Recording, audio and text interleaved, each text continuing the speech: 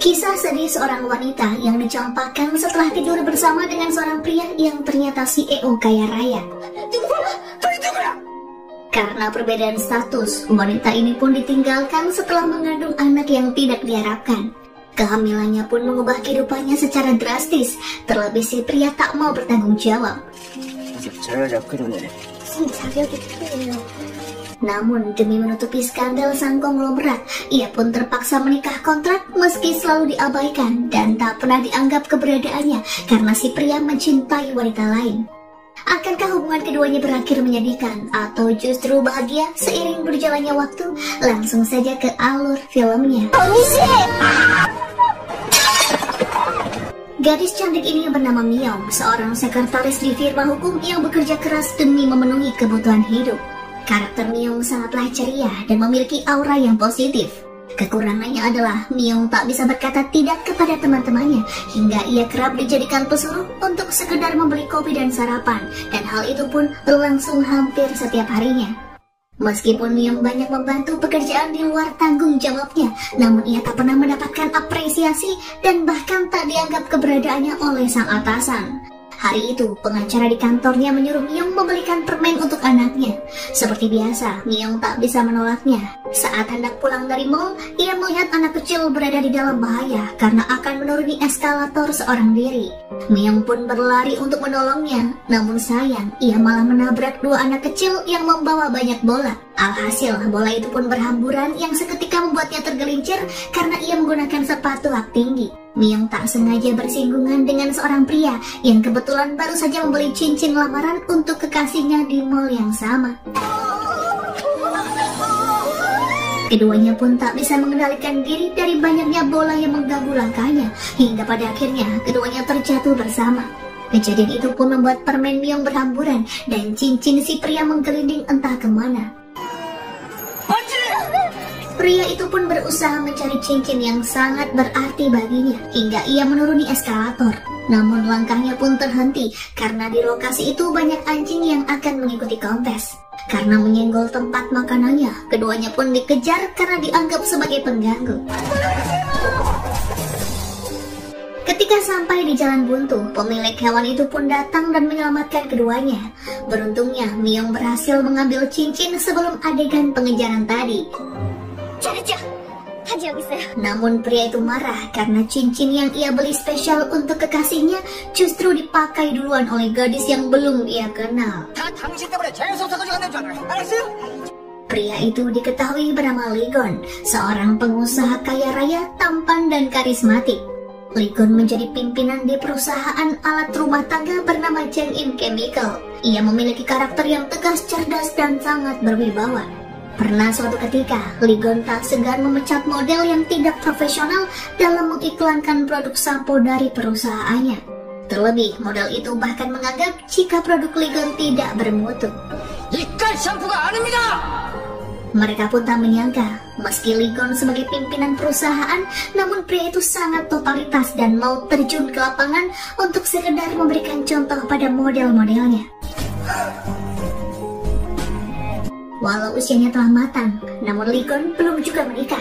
Hal itu pun membuat para tetua dari keluarganya sangat khawatir.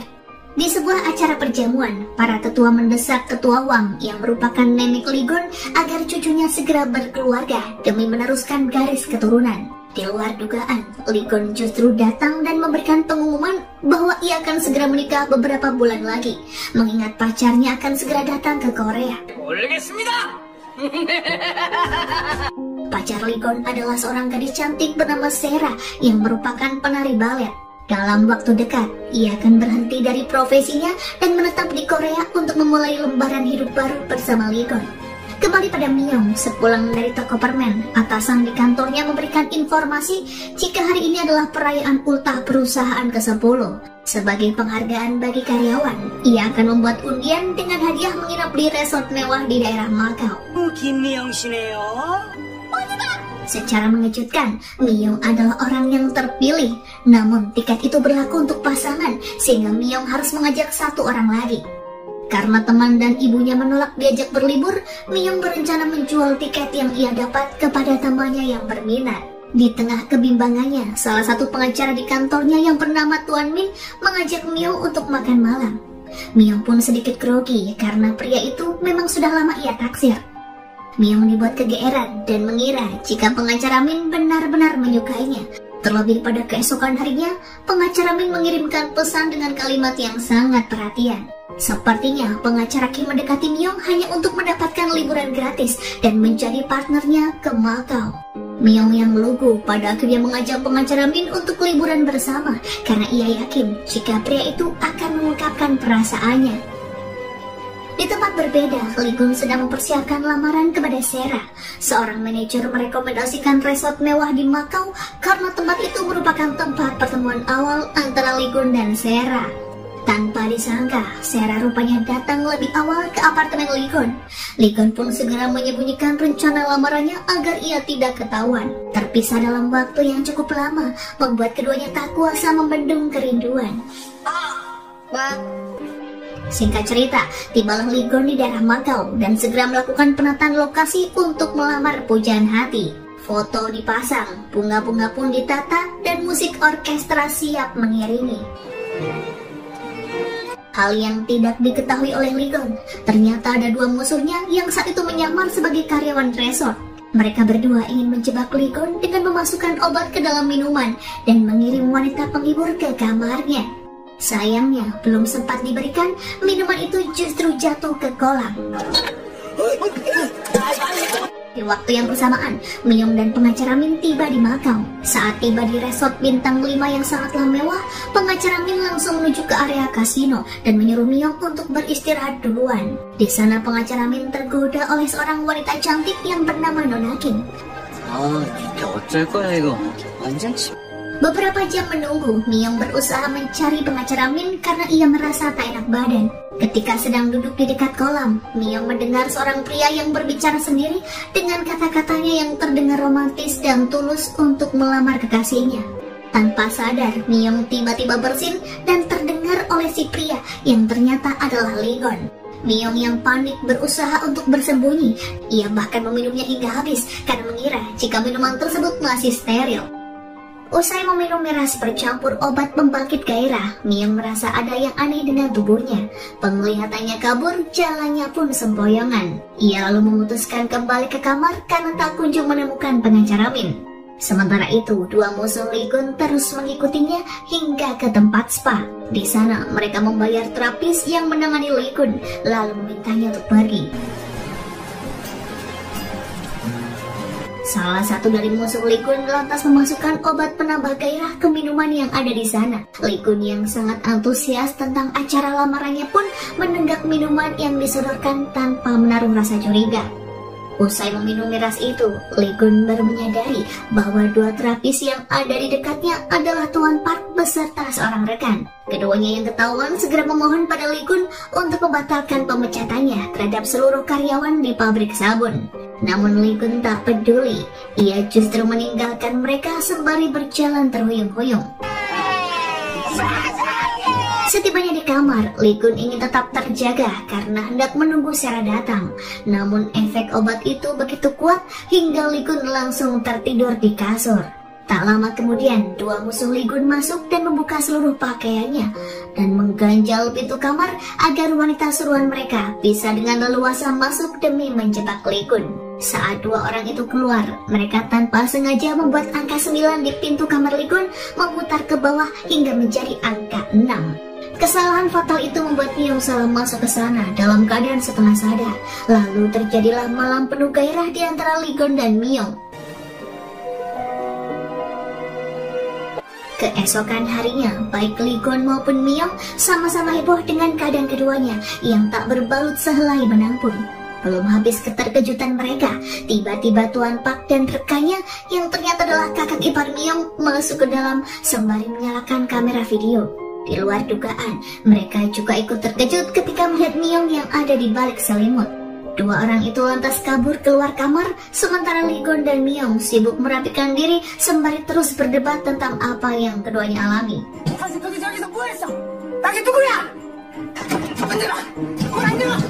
Li-gon terus menuduh Myung bersengkongkol dengan Tuan Park dan kakak iparnya, sementara Myung terus menyangkal karena ia memang tak tahu apa-apa. Li-gon baru berhenti mengintimidasi Myung ketika karyawan hotel membuktikan bahwa Myung adalah tamu di kamar 2006. Li-gon juga melihat sendiri bagaimana angka 9 di pintu kamarnya telah berputar ke bawah menjadi angka 6. Saat kembali ke kamarnya, Myung sangat terkejut mendapati wanita lain yang sedang bersama pengacara Min. Namun bukannya merasa bersalah, pria itu justru menghina Myung dan mengatanya gadis yang mudah dipakai dan dibuang. Li-gon yang hendak mengembalikan sepatu Myung yang tertinggal di kamarnya melihat kejadian itu dan langsung naik pitam. Ia lantas membawa Myung pergi setelah membalas ucapan pengacara Min dengan kata-kata yang jauh lebih merendahkan. 넌 그냥 레기야 쓰레기. 너 같은 건. Melihat nasib Myung yang dicampakkan oleh orang yang dicintainya membuat Li-gon ikut meradang. Wajar saja beberapa saat sebelumnya Li-gon menerima pesan dari Sera bahwa kekasihnya itu tak jadi menyusulnya ke Makau. Setelah bertahun-tahun berjuang di panggung balet, Sera pada akhirnya mendapat tawaran menjadi pemeran utama. Li-gon pun merasa dicampakkan. Ternyata bagi Sera, cinta Li-gon tak lebih penting dari karirnya di dunia balet. Karena merasa senasib, Li-gon akhirnya membawa Myung untuk didandani secantik mungkin oleh pria handal. Tujuannya tak lain adalah membalas dendam dan menunjukkan kepada pengacara Min bahwa Myung bukanlah catatan tempel, melainkan lem super yang bisa membuat orang terluka jika berusaha menghancurkannya. 당신이 얼마나 대단한 사람인지 보여줄 거예요. Li-gon lalu mengajak Myung ke kasino tempat pengacara Min dan wanitanya berada. Mereka pun terlibat dalam permainan kartu di meja yang sama. Awalnya, pengacara Min selalu menang. Myung yang melihatnya lantas cemas dan takut membawa sial bagi Li-gon. Namun Li-gon justru terlihat santai dan terus menaikkan taruhan. Tak diduga, saat pengacara Min sudah yakin ia akan menang banyak, Li-gon meminta Myung mendoakan chip yang dipegangnya. Li-gon tak salah menilai bahwa Myung adalah Dewi Fortuna sejati karena setelahnya Li-gon menang banyak hingga semua chip yang dipertaruhkan pengacara Min jatuh ke tangannya. Seharusnya kesempatan itu digunakan Myung untuk membalas pengacara Min, namun hati Myung yang terlalu baik tak tega untuk melakukannya. Seusai bercuri di kasino, Myung dan Li-gon mengobrol dari hati ke hati di halaman hotel. Li-gon meminta Myung agar tidak terlalu baik kepada siapapun dan mulai memikirkan dirinya sendiri. Ia juga meminta agar Myung melupakan kejadian di malam sebelumnya. Myung pun tak keberatan karena memang merasa mereka takkan pernah bertemu lagi. Mereka pun berpisah setelah mobil jemputan Li-gon datang. Semenjak mendengar kabar Sera meninggalkan Korea, para tetua mulai gelisah karena rencana pernikahan Li-gon sudah pasti batal. Mereka pun mendesak ketua Wang untuk mengizinkan Li-yong menggantikan Li-gon jika dalam 1 tahun ke depan Li-gon belum juga memberikan keturunan.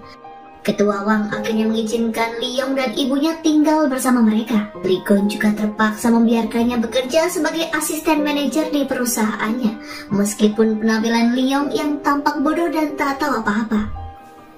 사장님이라고 불러, 이 싸가지 없는 새끼야. Kesempatan yang Li-yong tunggu akhirnya tiba juga. Siang itu, Li-yong melihat Li-gon menerima paket misterius yang cukup membuatnya kesal. Sebenarnya, paket itu dikirimkan oleh Tuan Park yang mengancam akan menyebarkan video Li-gon ketika tertangkap basah berbuat asusila di hotel. Li-gon yang meradang lantas berniat menemui pengacaranya untuk menuntut Tuan Park. Tanpa Li-gon sadari, disk lepas berisi videonya ternyata tertinggal di meja kantor. Kesempatan itu pun digunakan oleh Li-yong untuk menyalin video tersebut dan menyimpannya dengan niat jahat. Ketika Li-gon menceritakan tentang video pemerasan itu, pengacara Hong memberi saran agar tak menuntut Tuan Park karena bisa membahayakan reputasinya. Bagaimanapun, jika publik tahu video Li-gon bersama wanita di hotel, citranya pasti akan tercemar dan berdampak dengan keberlangsungan perusahaan. Hong pun meminta Li-gon agar bernegosiasi langsung dengan orang-orang di pabrik sabun, alih-alih memenjarakan mereka. 그 사람들은 절 싫어하거든요. Sementara itu, Myung yang tengah bekerja baru menyadari kejanggalan dalam tubuhnya ketika temannya meminta bantalan hangat karena kram datang bulan. Myung pun mulai menghitung kapan terakhir kali ia menstruasi dan pada akhirnya memutuskan untuk membeli alat tes kehamilan. Garis 2 yang terpampang jelas di tespek membuat Myung merasa gelisah. Sebenarnya, ia sempat beberapa kali bertemu dengan Lee Kun, namun ia sengaja tak ingin memberitahu tentang kabar kehamilannya. Terlebih saat itu, Lee Kun berkata telah kembali bersama Sera. Rasa bersalah membawa Myung pergi ke gereja. Dalam bilik pengakuan dosa, Myung menceritakan kehamilannya pada seorang pria yang dikiranya pastor. Pria itu tak menyangkal, melainkan terus mendengarkan keresahan Myung. Si pria di dalam bilik itu bernama Daniel, seorang desainer terkenal asal Amerika. Ia datang ke Korea untuk mencari adiknya yang terpisah saat masih kecil karena diadopsi oleh orang tua yang berbeda. 현재로선 이분이 동생일 확률이 가장 높습니다. Usai mengakui dosa-dosanya, Myung memutuskan kembali ke Pulau Yeol dan memberitahu ibunya. Namun ketika tiba di sana, Myung mendadak ragu karena takut membuat ibunya kecewa. Akan tetapi, keesokan harinya, Myung tertangkap basah menggunakan alat tes kehamilan di kamar mandi demi memastikan jika ia benar-benar hamil. Ibu mana yang tak marah jika mengetahui anak gadisnya tiba-tiba hamil tanpa suami? Terlebih lagi, Myung bersikeras menyembunyikan jati diri pria yang dimaksud, bahkan menyebutnya sudah meninggal. Namun kakak-kakak Myung tak percaya dan terus mendesaknya. Melihat Myung diinterogasi oleh keluarganya, kakak iparnya yang bernama Tuan Choi yang juga memasukkan obat penambah gairah ke minuman Myung segera melerai mereka. Choi lantas memberitahu siapakah pria yang telah menghamili adiknya. Suatu kebetulan saat itu Lee Gon tengah bernegosiasi di pulau tersebut. Terlebih Lee Gon juga datang ke restoran milik Ibu Myung bersama para karyawan pabrik untuk makan bersama. Melihat kedatangan Lee Gon, Ibu Myung naik pitam dan lantas memaksa Myung untuk memberitahu sendiri tentang kehamilannya pada pria itu. Mendengar pengakuan Myung, Lee Gon hampir tak sadarkan diri.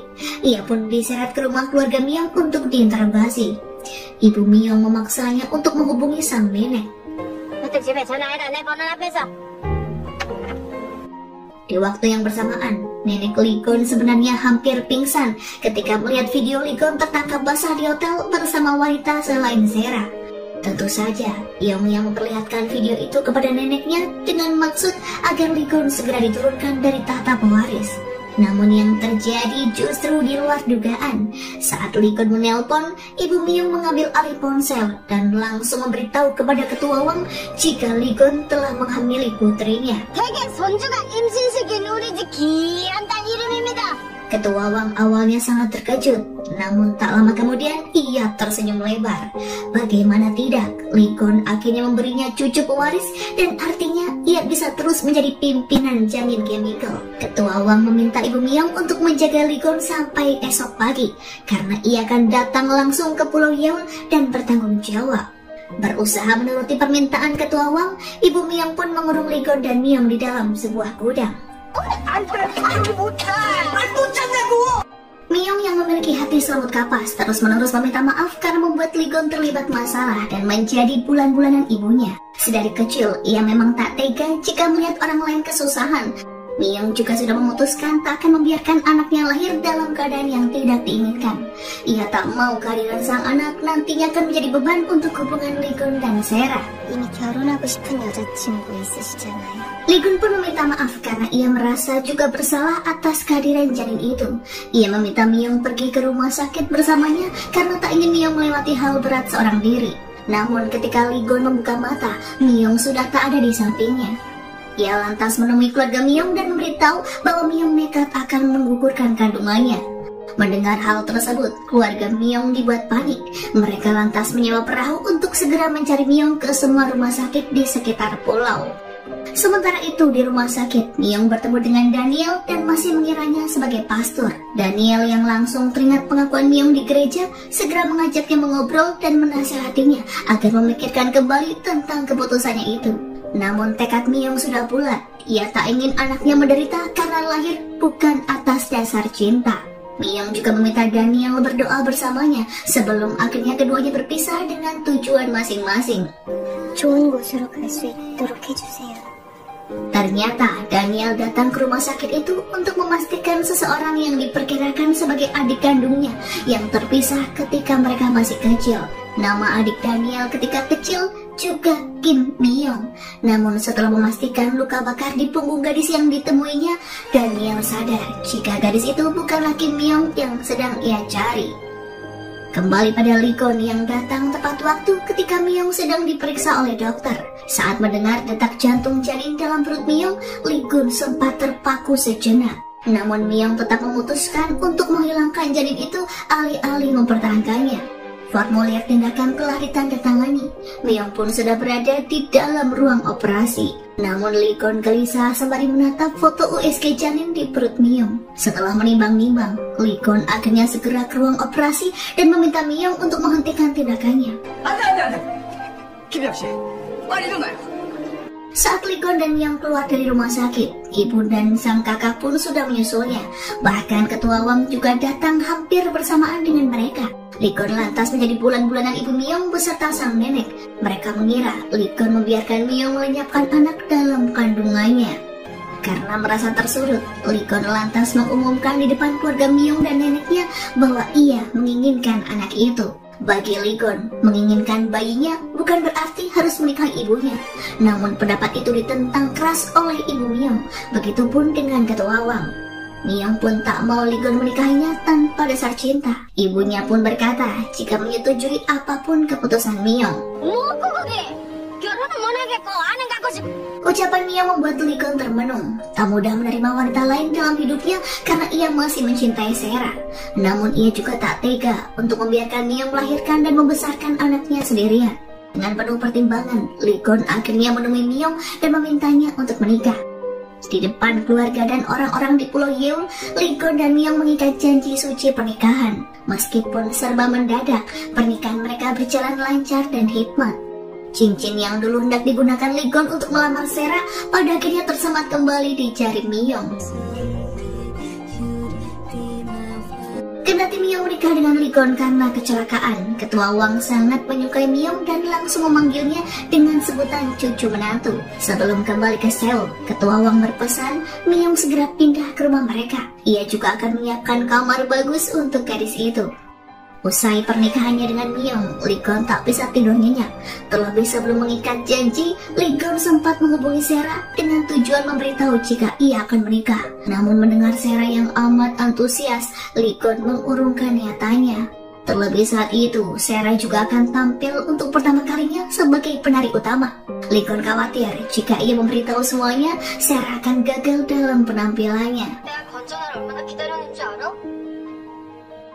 Ditemani oleh Tuan Tak, dalam keadaan mabuk berat, Lee-gon terus mengoceh tentang nasibnya yang tiba-tiba harus menikah dengan wanita asing yang baru dikenalnya.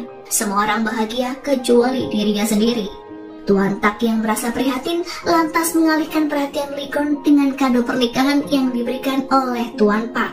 Tuan Tak membuka kado itu dan menemukan sekaleng obat penambah gairah. Spontan saja Lee-gon langsung teringat tentang miras yang ditenggaknya ketika di Makau. Dalam sekejap, pemikirannya tentang Myung pun berubah. Ia menduga Myung ikut ambil peran dalam usaha Tuan Park untuk menjebaknya. Pemikiran itu pun membuatnya depresi hingga berkonsultasi dengan seorang psikiater. Lee-gon benar-benar marah dan tak bisa menerima semua kesialan yang menimpanya. Sementara itu, Myung telah kembali ke Seoul dan dijemput oleh Tuan Tak ke rumah Tuan Wang tanpa mengetahui kemarahan Lee-gon padanya. Tak ada wanita yang ingin diperlakukan seperti hama, namun itulah yang terjadi pada Myung. Ketua Wang memang sangat menyukainya, karena tahu bahwa Myung adalah gadis yang baik, namun tidak dengan Lee-gon. Pria itu tak mau tidur satu ranjang dengan Myung dan malah membiarkannya tidur di sofa. Ditambah lagi, Lee-gon melarang Myung memperhatikannya atau bersikap layaknya seorang pasangan. Bagi Lee-gon, hanya ada satu wanita yang ia cintai, yang tak lain adalah Sera. 다 알겠지만 한 번 더 얘기할게요. Awalnya Myung mengira Lee-gon akan memperlakukannya dengan baik dan tulus seperti sebelum mereka menikah. Myung bahkan rela keluar dari pekerjaan sesuai saran dari keluarga Lee-gon. Pengacara Hong yang sudah tahu dengan nasib pernikahan Myung selanjutnya dibuat prihatin dan memintanya agar menghubungi firma hukum jika suatu saat ada masalah. Saat Myung menemukan pintu rahasia yang tersembunyi di kamar Lee-gon, ia pun tertampar oleh sebuah kenyataan. Pintu tersebut adalah lorong menuju ruang rahasia yang dulu sering dipakai Lee-gon memadu kasih bersama Sera. Hati Miyong pun kian tersayat ketika tak sengaja menonton video kemesraan Lee-gon dengan Sera di layar kaca. Mereka begitu saling mencintai dan mengagumi satu sama lain yang membuat Miyong kembali didera rasa bersalah. 천사님은 처음 본다 정말. 아이 가지마. 아이고. Saat masih hanyut dalam perasaan sedihnya, tiba-tiba Lee-gon datang dan memarahi Miyong karena masuk sembarangan ke ruang rahasianya. Dengan arogan, ia meminta Miyong menandatangani surat perjanjian cerai. Dalam perjanjian itu juga tertulis jika Lee-gon akan memberikan tunjangan $1 miliar setelah anak mereka lahir. Namun dengan satu syarat, Miyong harus pergi dari rumah itu.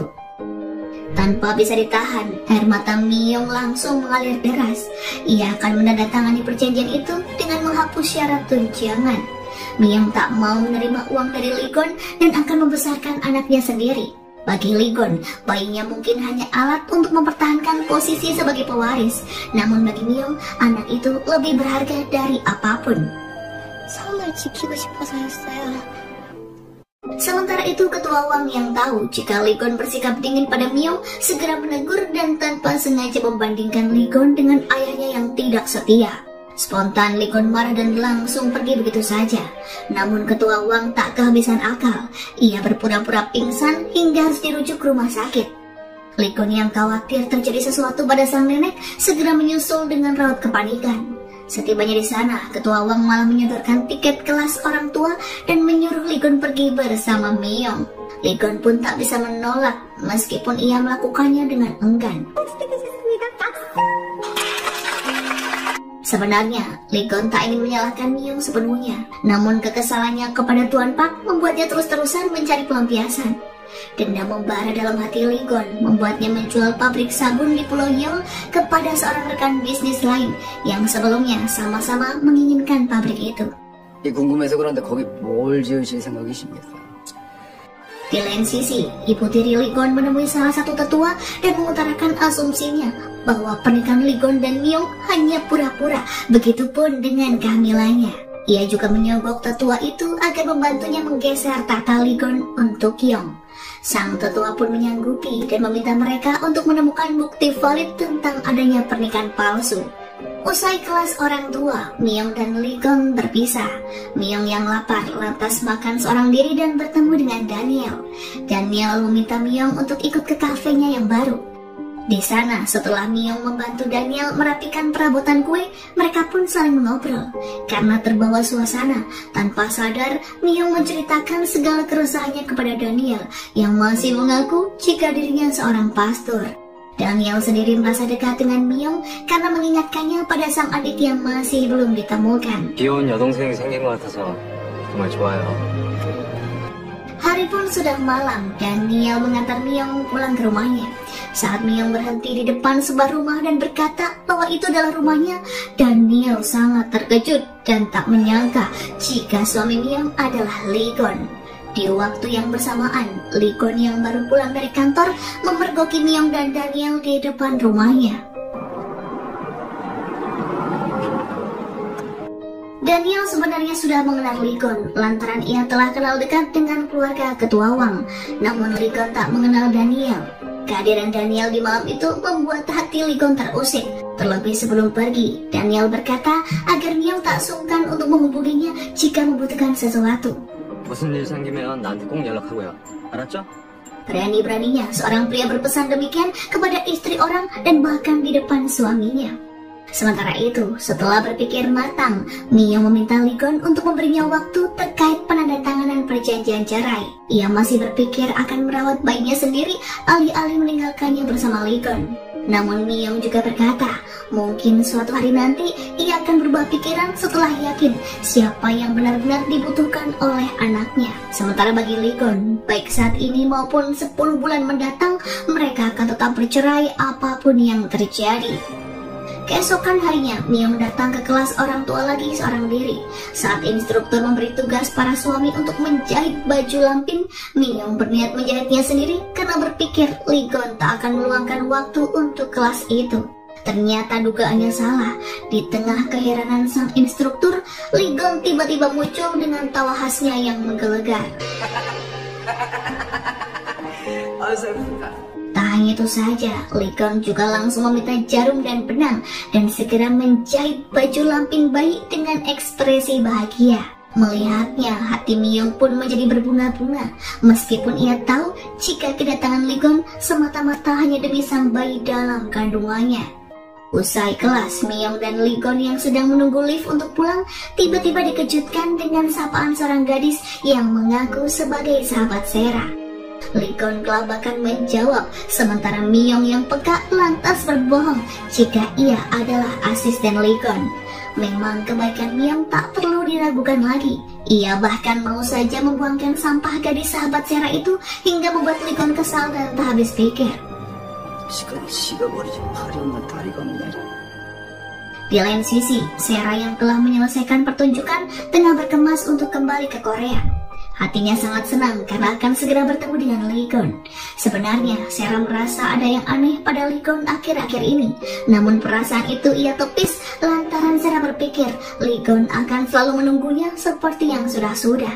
Sera tak tahu saja jika Li-gon sebenarnya mulai merasakan getaran-getaran yang tak biasa ketika ia bersama Miyong. Di depan para tetua yang meragukan pernikahan mereka, Miyong menjelaskan asal-usul kampung halamannya yang bersih dan nyaman. Para tetua pun terpikat dengan tutur kata Miyong yang sopan, mengabaikan satu tetua yang memprovokasi mereka sebelumnya untuk menggeser posisi pewaris. Menurut para tetua lain, Li-gon telah menemukan sebuah berlian. Setelah mendengar kata-kata Miyong yang amat mencintai kampung halamannya itu, Li-gon meminta Tuan Tak mencari tahu apa yang dilakukan rekan bisnis yang telah membeli pabriknya di Pulau Yeol. Ternyata rekan bisnisnya itu akan menjadikan Pulau Yeol sebagai tempat pembuangan limbah industri. Li-gon pun menyesal, ia lantas menghubungi rekan bisnisnya untuk bernegosiasi. Tak ada yang tahu perasaan manusia bisa terbolak-balik kapan saja, seperti perasaan Li-gon yang sedikit demi sedikit berubah menjadi lembut kepada Miyong. Padahal sebelumnya, hatinya hanya dipenuhi kekesalan dan amarah. Mungkin karena sering bersama, Li-gon pun menjadi lebih perhatian kepada Miyong. Ia bahkan bersedia ikut menari dan bernyanyi bersama dengan warga di Pulau Yeol ketika rombongan Ibu Miyong datang ke Seoul. Miyong sendiri tak menyangka jika Li-gon akan meluangkan waktu untuk bersenang-senang bersama mereka. Meskipun pemarah dan kadang bersikap dingin, Li-gon sebenarnya adalah pria yang baik dan pengertian. Melihat ketulusan Li-gon, Ibu Miyong menjadi tenang, lantaran sebelumnya ia mengira jika Li-gon pernah menyiksa Miyong. Dengan tulus pula, Ibu Miyong merentangkan tangan untuk memeluk Li-gon dan memintanya menganggap Ibu Miyong sebagai ibunya sendiri. Hati Li-gon pun terasa hangat karena pelukan itu. Sudah lama ia tak merasakan kasih sayang seorang ibu, dan Ibu Miyong membuatnya seperti menemukan sesuatu yang telah lama hilang dalam dirinya. Demi Miyong dan sang ibu, serta demi Pulau Yeol yang indah dan bersih, Li-gon akhirnya rela membayar denda pembatalan kesepakatan dengan rekan bisnisnya itu. Tak akan mungkin ia tega membuat Miyong dan para warga Yeol bersedih karena keputusannya yang konyol tempo hari. Dengan wajah penuh kelegaan dan kesadaran penuh, Li-gon memakai kembali cincin pernikahan yang sebelumnya ia lepaskan. Di tempat pameran karya seni Daniel, Miyong yang datang atas undangan pria itu tiba-tiba menerima pesan misterius yang berisi bukti penjualan pabrik sabun di Pulau Yeol yang akan dijadikan tempat pembuangan limbah. Miyong pun sangat terkejut dan gemetaran. Daniel yang melihat hal itu pun lantas mendekat dan bertanya apakah yang terjadi. Miyong pun menceritakan masalahnya sembari berlinang air mata. Miyong juga dibuat bingung, sebenarnya Li-gon ini orang seperti apa. Di waktu yang bersamaan, Daniel melihat Li-gon datang. Sebuah rencana pun terbesit di benak Daniel saat Miyong hendak berlalu. Pria mana yang tak marah ketika istrinya dipeluk oleh laki-laki lain? Ini bukan hanya soal cinta, namun juga harga diri. Bagi Li-gon, meskipun hubungan keduanya hanyalah pernikahan kontrak, Miyong harus berpura-pura bahagia di depan orang lain. Namun bagaimana bisa Miyong berbuat demikian jika Li-gon telah membuatnya kecewa? Miyong lalu mempertanyakan apakah arti dirinya bagi Li-gon. Ia tak mengungkapkan secara langsung mengenai kekecewaannya ketika mendengar Li-gon menjual pabrik sabun kepada perusahaan yang buruk. Karena berniat menghibur Myung, Lee-gon pulang sembari membawa kue tart yang besar. Namun yang dilihatnya justru Myung telah menenteng koper dan bersiap pulang ke Pulau Yeon. Meskipun Lee-gon bertanya, Myung tetap tak menjelaskan secara langsung hal apa yang membuatnya merajuk. 있는 듯 없는 듯 살아달라면서요. Karena tak tahan, Lee-gon akhirnya membiarkan Myung pergi dan berpura-pura tak peduli. Hati yang resah membawa Myung lewat di depan kafe milik Daniel. Daniel yang melihatnya pun segera memintanya untuk mampir. 마침 잘 됐다. 나 안 그래도 이거 준비 중이었어.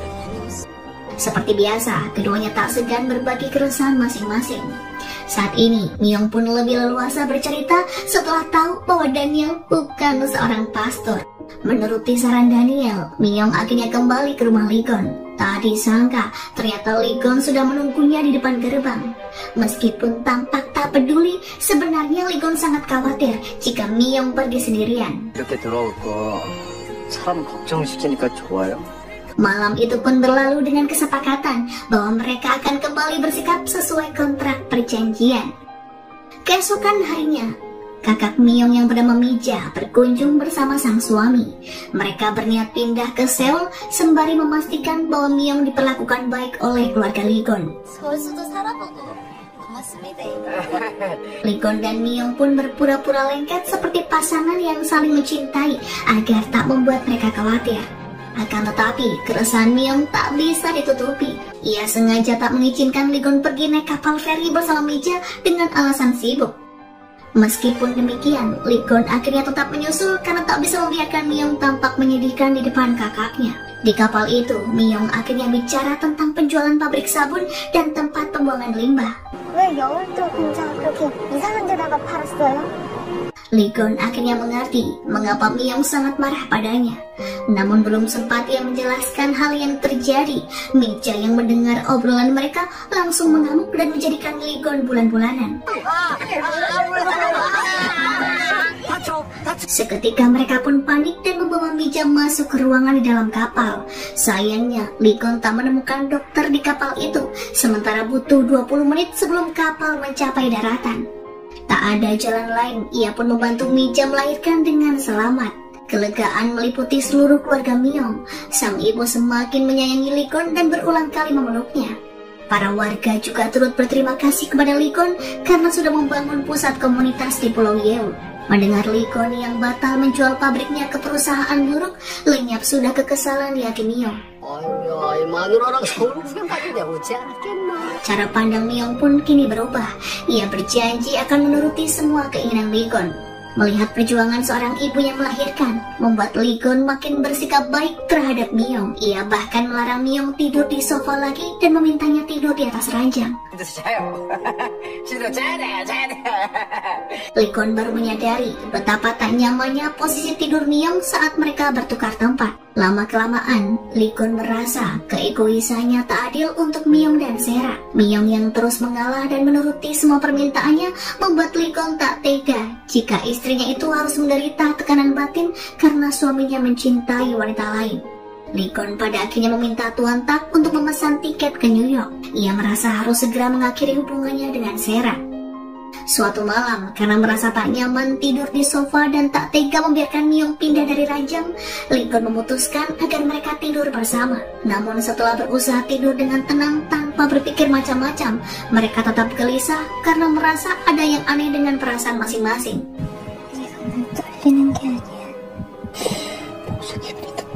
Ketika Myung pamit untuk pindah, tiba-tiba saja Lee-gon menariknya dalam pelukan dan menyentuh wajah Myung seolah akan menciumnya.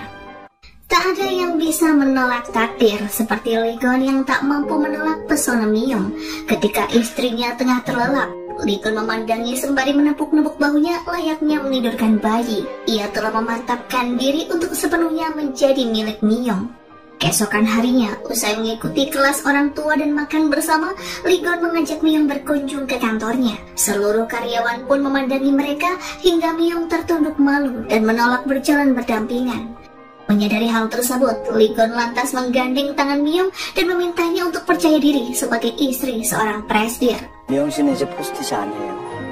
그의 숨지. Untuk sesaat, keduanya memang tampak seperti pasangan pengantin baru yang sangat bahagia. Namun ketika keduanya memasuki ruangan Likon, awan gelap langsung menyelimuti hati Myung yang semula cerah. Bagaimana tidak, Sera tiba-tiba datang dan langsung memeluk Likon dengan erat di depan mata kepalanya sendiri. Saking bahagianya, Sera baru menyadari jika di ruangan tersebut ada orang lain bersama Likon. 누구야? Sebenarnya, Likon ingin langsung memperkenalkan Myung sebagai istrinya. Namun wanita itu segera menyela ucapannya dan mengaku sebagai asisten pribadi ketua Wang. Saat berbicara berdua, Likon memarahi Myung karena menyembunyikan jati dirinya. Namun Myung memiliki alasan tersendiri, karena bagaimanapun Sera tampak sangat bahagia ketika bertemu dengan Likon. Jika memberitahu status Myung saat ini bukanlah waktu yang tepat dan Sera pasti belum siap menerimanya. Likon pun setuju dengan alasan Myung dan lantas kembali menemui Sera dengan tawa yang ia buat-buat. Situasi ini tak mudah bagi Likon. Ia tak ingin menyakiti hati Sera, namun juga tak tega melihat istrinya kesepian. Meskipun Myung tampak baik-baik saja di depan semua orang, sebenarnya ia sering menangis dalam kesendirian. Sementara Likon dan Myung menghadapi rumitnya perasaan mereka, di luar sana rumor keji berhembus dengan kencang. Rumor itu membawa para wartawan untuk mengejar Myung yang sedang berjalan-jalan di sekitar rumah. Mereka terus menyudutkan Myung sebagai gadis miskin yang sengaja merebut pria kaya dari sang kekasih demi kehidupan yang mapan. Beruntungnya Daniel datang membantu Myung dan mengusir para wartawan. Daniel bahkan tak segan mengakui dirinya sebagai kakak Myung. 동네 오빠입니다. Rumor itu tak berhenti sampai di sana. Ibu tiri Likon pun memanfaatkan rumor dan kembalinya Sera untuk memperingatkan Myung bahwa gadis itu hanyalah orang kedua seperti dirinya yang bisa sewaktu-waktu dicampakkan dan tak punya tempat bersandar. Dalam hati, Myung menyetujui ucapan ibu tiri Likon. Terlebih setelahnya, ketika Myung mengantar Likon pergi berangkat bekerja, pria itu tampak acuh dan tak melambaikan tangan seperti biasanya. Myung berpikir sikap Likon yang demikian pastilah karena pertemuan mereka dengan Sera kemarin. Ketika hari hujan, Sera datang tepat ketika Likon dan Myung baru pulang dari rumah sakit setelah mereka menjenguk ibunya. Dengan ceria, Sera mengatakan akan menemui Nenek Kun sembari membawakan kado. Karena tak ingin terus-menerus membohongi Sera, Likon akhirnya memberitahu bahwa dirinya sudah menikah dengan Myung sebagai istri sekaligus ibu dari anaknya yang akan lahir. Tentu saja Sera tak percaya dan menganggap Likon hanya bercanda. Namun ketika mendengar permintaan maaf dari Myung, Sera pun sadar jika Likon serius dengan ucapannya. Merasa kecewa, marah dan sakit hati yang ia rasakan membuat Sera tak mampu berkata-kata lebih. Ia pun memilih pergi meninggalkan Likon yang tangisnya turut lebur bersama hujan. Dalam kesendiriannya, Likon hanya bisa menangis mengenang kebersamaannya dengan Sera. Di lain tempat, Myung pun menangis karena menyadari Likon dan Sera masih saling mencintai. Untuk menepis rumor, Ketua Wang mengajak Myung ke perkumpulan kelas atas. Di sana, nenek Likon memperkenalkannya sebagai cucu menantu, istri sang prestir Jangin Chemical. Awalnya orang-orang memuji kecantikan Myung, namun ketika Ketua Wang meninggalkannya karena ada urusan, tamu-tamu itu merundungnya dengan sebutan wanita yang tak tahu malu. Seolah belum cukup, teman Sera yang pernah bertemu dengannya saat bersama Likon malah menyiram wajah Myung dengan minuman. Kehadiran Byung Chul pun turut menambah rasa sesak di dada Myung. Mantan teman kencannya itu tega mempermalukan Myung di depan para tamu dengan membeberkan masa lalunya sebagai karyawan rendahan di sebuah firma hukum. Myung menangis tanpa suara. Para tamu yang terprovokasi ucapan Byung Chul semakin menudingnya sebagai gadis miskin yang ingin menjadi Cinderella. Saat Myung merasa tak ada yang membelanya, tiba-tiba Likon muncul dengan tawa khasnya di depan panggung. Dengan gayanya yang arogan, Likon mengusir Byung Chul dan menyebutnya sampah. Ia bahkan memperkenalkan Myung sebagai istrinya dan dengan bangga menyebut Myung sebagai berlian yang tak pantas berada di antara kerikil jelek. Myung memanglah wanita biasa. Sejak kecil, nilai matematikanya selalu buruk. Mungkin ia tak pandai berhitung, namun ia tak akan pernah perhitungan ketika membantu orang lain. Bagi Likon, istrinya yang biasa-biasa saja itu sangatlah istimewa. Usai memperkenalkan Myung, Lee Gon mengajaknya pergi ke tepi sungai Han. Di sana ia mengajak Myung berdansa dan memberikan kejutan dengan ledakan kembang api yang indah. Lee Gon meminta maaf karena ia sempat mengabaikan Myung. Ternyata itu bukan karena ia membenci sang istri, melainkan karena Lee Gon belum siap kembali. Namun di malam itu, Lee Gon telah memutuskan akan tetap bersama Myung. Seharusnya Myung merasa senang, namun yang dirasakannya justru merasa ketakutan. Ia takut tak akan mampu melepaskan Lee Gon saat hari itu tiba. Kekuatan cinta mampu melembutkan hati yang mulanya sekeras batu. Itulah yang terjadi pada Lee Gon saat ini. Sejak mendeklarasikan dirinya akan kembali bersama Myung, Lee Gon semakin terang-terangan untuk mengungkapkan rasa cintanya lewat perhatian-perhatian kecil. Myung pun menerimanya dengan senang hati, dan bahkan mereka tak segan lagi bermesraan di depan para karyawan maupun di hadapan keluarga Myung. Akan tetapi, di balik semua kebahagiaan yang dirasakannya, sebenarnya Lee Gon tengah khawatir dengan kemungkinan penyakit keturunan yang bisa saja muncul dan membuatnya pergi dalam waktu dekat. Pasalnya, para pria di keluarga Lee Gon meninggal di usia 30-an. Lee Gon menceritakan keresahannya pada Dokter Octopus bahwa ia ingin hidup setidaknya sampai anaknya berusia 20 tahun. Dan begitu, ia bisa melindungi anaknya sampai dewasa di mata hukum. Di lain sisi, gara-gara Lee Gon membatalkan kesepakatan atas penjualan pabrik di pulau, ia pun harus membayar uang penalti yang jumlahnya tak sedikit. Posisi Lee Gon sebagai presidir pun terancam dilengsarkan. Namun ia menyiasatinya dengan mendapuk Daniel sebagai desainer untuk produk barunya yang akan segera dirilis. Hal itu membuat para tetua kesal lantaran usaha mereka selalu gagal untuk memecat Lee Gon. Daniel dan Lee Gon sebenarnya selalu terlibat perang dingin. Lee Gon cemburu melihat kedekatan desainer itu dengan istrinya, hingga ia tak menyukai Daniel secara personal. Meskipun demikian, Lee Gon mengakui kemampuan Daniel secara profesional. Terlebih, kerjasama mereka pun turut menaikkan citra Jangin Chemical di mata publik. Demi menunjang penjualan produk baru mereka, Young membuat promosi dengan mengatur sesi foto bersama antara Lee Gon, Myung, dan Daniel. Lee Gon pun terpaksa setuju karena ia tak mampu lagi membayar penalti jika sampai membatalkan kerjasamanya dengan Daniel. Kesempatan itu juga digunakan Lee Gon untuk tampil mesra bersama Myung. Myung sangat bahagia diperlakukan Lee Gon dengan penuh kasih. Terlebih saat ini, mereka juga sering makan siang bersama di kantor. Myung bahkan mengira jika ia bisa hidup selamanya bersama Lee Gon. Namun telepon dari Sera menjatuhkan angan-angannya itu ke dasar bumi. Sera rupanya meminta bertemu di daerah Gangnam. Ia juga meminta Myung merahasiakannya dari Lee Gon. Dalam pertemuan itu, Sera membicarakan status pernikahan Lee Gon dengan Myung yang terjadi tanpa dasar cinta. Menurutnya, Myung akan menderita jika terus bersama Lee Gon karena kebersamaan mereka hanyalah bentuk tanggung jawab atas anak yang dikandung Myung. 자신의 아이의 엄마이기 때문에 옆에 있어야 한다고요. Mendengar hal tersebut, Myung langsung teringat dengan perjanjian perceraian yang pernah diutarakan oleh Lee Gon. Benar kata Sera, tak ada gunanya Myung dan Lee Gon terus bersama karena nantinya mereka juga akan berpisah. Usai bertemu dengan Sera, Myung menceritakan semuanya kepada Daniel. Daniel yang tak bisa membantu Myung merasa marah pada dirinya sendiri. Melihat Myung menderita karena perasaan, membuat Daniel juga tak tega. 결론 내릴 때까지 더 힘들어하는 건 늘 미영 씨 몫이잖아요. Ia pun meminta Myung untuk tinggal sebentar agar Myung lebih siap ketika bertemu dengan Lee Gon di rumah. Sementara itu, Lee Gon yang baru pulang bekerja mencari Myung ke seluruh penjuru kamarnya. Namun ia tak menemukan siapapun. Lee Gon menunggu sang istri di halaman sembari mondar-mandir. Ketika Myung akhirnya pulang, Lee Gon langsung memarahinya karena ia sangat cemas. Myung tak menjawab apa-apa selain memeluk Lee Gon dengan erat. Hatinya benar-benar menginginkan Lee Gon, namun ia merasa tak berdaya dengan keadaan mereka yang sangat rumit. Di acara lelang amal, Ketua Wang meminta Myung datang mewakilinya. Alangkah terkejutnya Myung ketika di tengah acara, cangkir yang ia buat ternyata masuk ke dalam daftar lelang. 우리 개똥이 아니야? Rupanya itu adalah perbuatan ibu tiri Lee Gon yang sengaja ingin mempermalukan Myung di depan banyak tamu lantaran nama cangkir itu yang cukup aneh. Nama yang tertera pada cangkir tersebut adalah panggilan yang akan Myung berikan untuk bayi yang ada dalam kandungannya.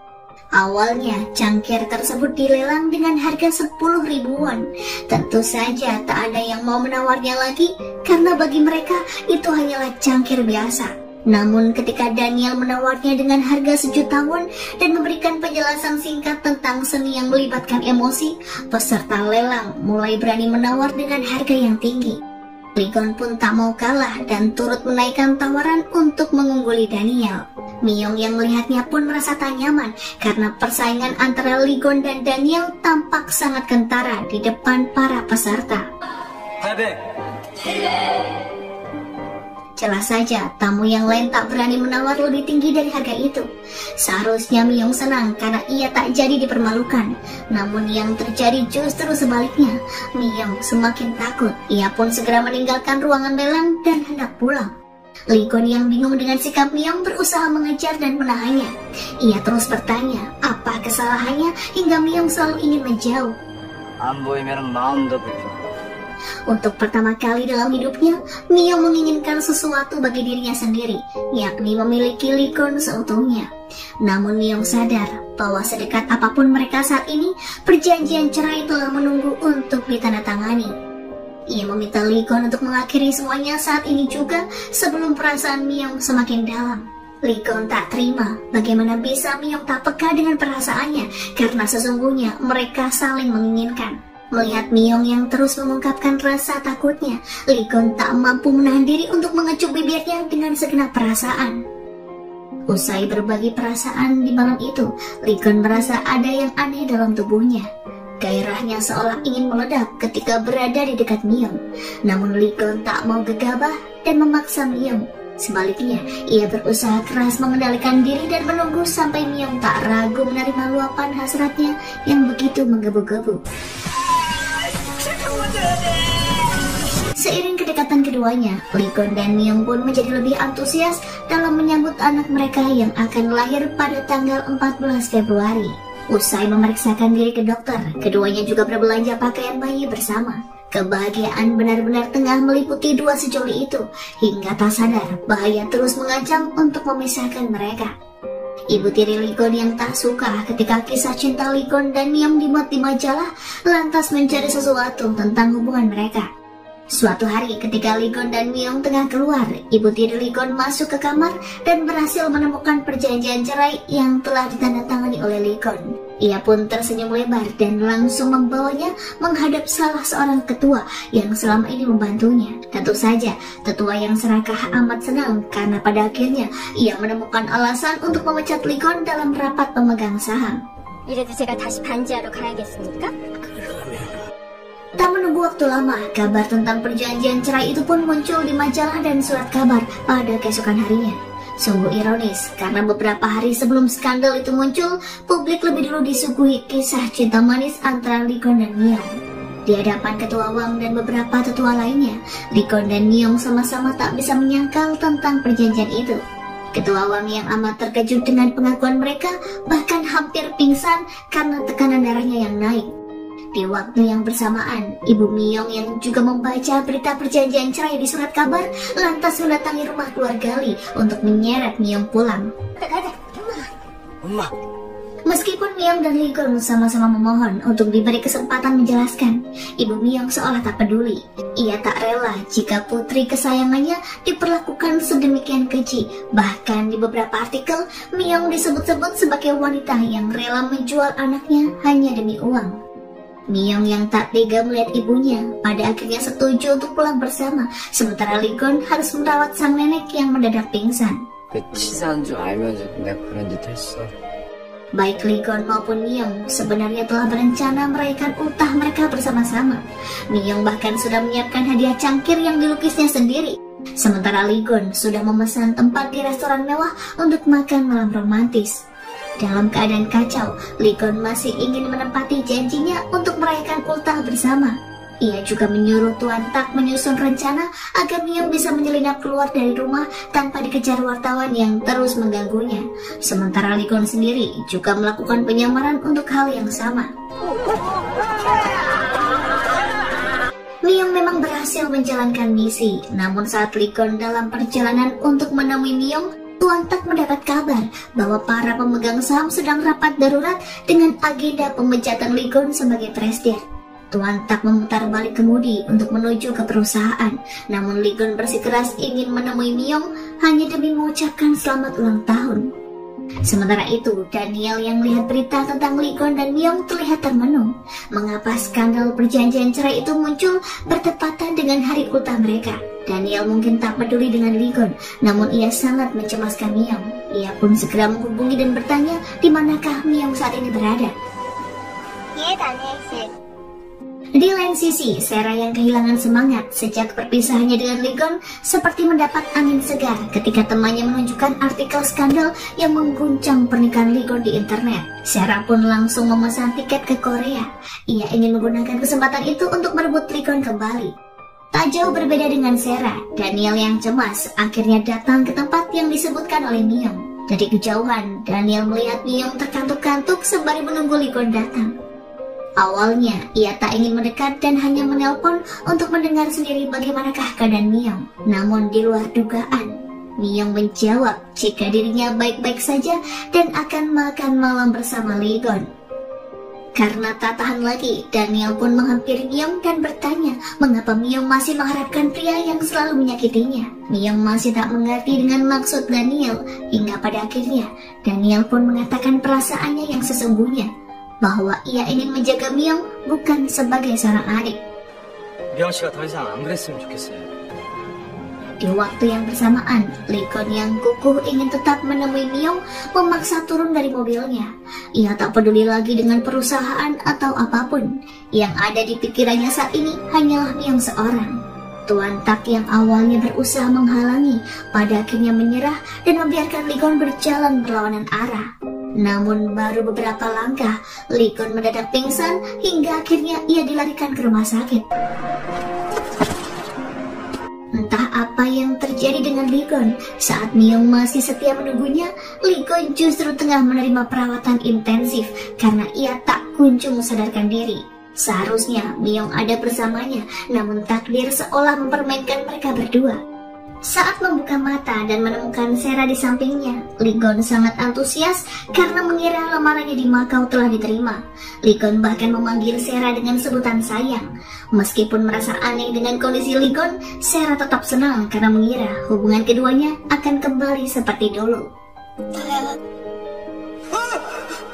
Dari pemeriksaan seorang dokter, ada kemungkinan Lee Gon mengalami gejala penyakit keturunan keluarganya, yang salah satunya adalah amnesia. Namun sang dokter belum bisa memastikan karena gejala lainnya belum muncul. Bisa jadi Lee Gon hanya amnesia karena stres dan banyak pikiran. Myung yang mendengar kabar tentang Lee Gon bergegas datang ke rumah sakit diantar oleh Daniel. Setibanya di sana, kesabaran Myung kembali diuji manakala Lee Gon tengah berpelukan dengan Sera di depan matanya. Namun tiba-tiba Lee Gon berbalik dan menyapa Myung sebagai seorang gadis cincin anjing. Ternyata Lee Gon masih ingat pertemuan pertama mereka sewaktu dikejar anjing. 나 알지. Di sebuah ruang tunggu, Sera mengajak Myung membicarakan kondisi Lee Gon. Menurutnya, mereka harus menuruti saran dokter untuk tidak memaksa Lee Gon mengingat apa yang telah terjadi, karena hal itu bisa memperburuk ingatannya. 그러고 나서부터는 계속. Keesokan harinya, Myung menemui dokter Octopus. Sang dokter pun menyarankan Myung untuk bersabar dengan kondisi suaminya. Tak diduga, tiba-tiba Lee Gon masuk ke ruangan dan menaruh curiga ketika dokter Octopus menunjukkan rekam medisnya kepada Myung. Tak ada jalan lain, Myung pun akhirnya berpura-pura menjadi asisten pribadi Lee Gon yang direkrut karena keahliannya berlari sewaktu mereka dikejar anjing. Meskipun merasa aneh, Lee Gon pun akhirnya menerima saja pernyataan itu lantaran Tuan Tak juga turut membenarkan. 김비서 여기 있었네?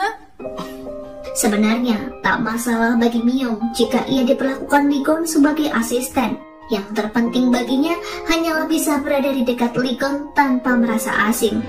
Sera yang merasa khawatir lantas memperingatkan Myung untuk menjauhi Lee Gon. Namun Myung menolaknya karena bagaimanapun ia ingin berada di sisi Lee Gon sampai ingatannya pulih. Kondisi Lee Gon yang amnesia sengaja dirahasiakan oleh Tuan Tak dari semua orang, termasuk Ketua Wang. Myung sendiri juga merahasiakan hal itu dari sang ibu. 그 사람 아프다.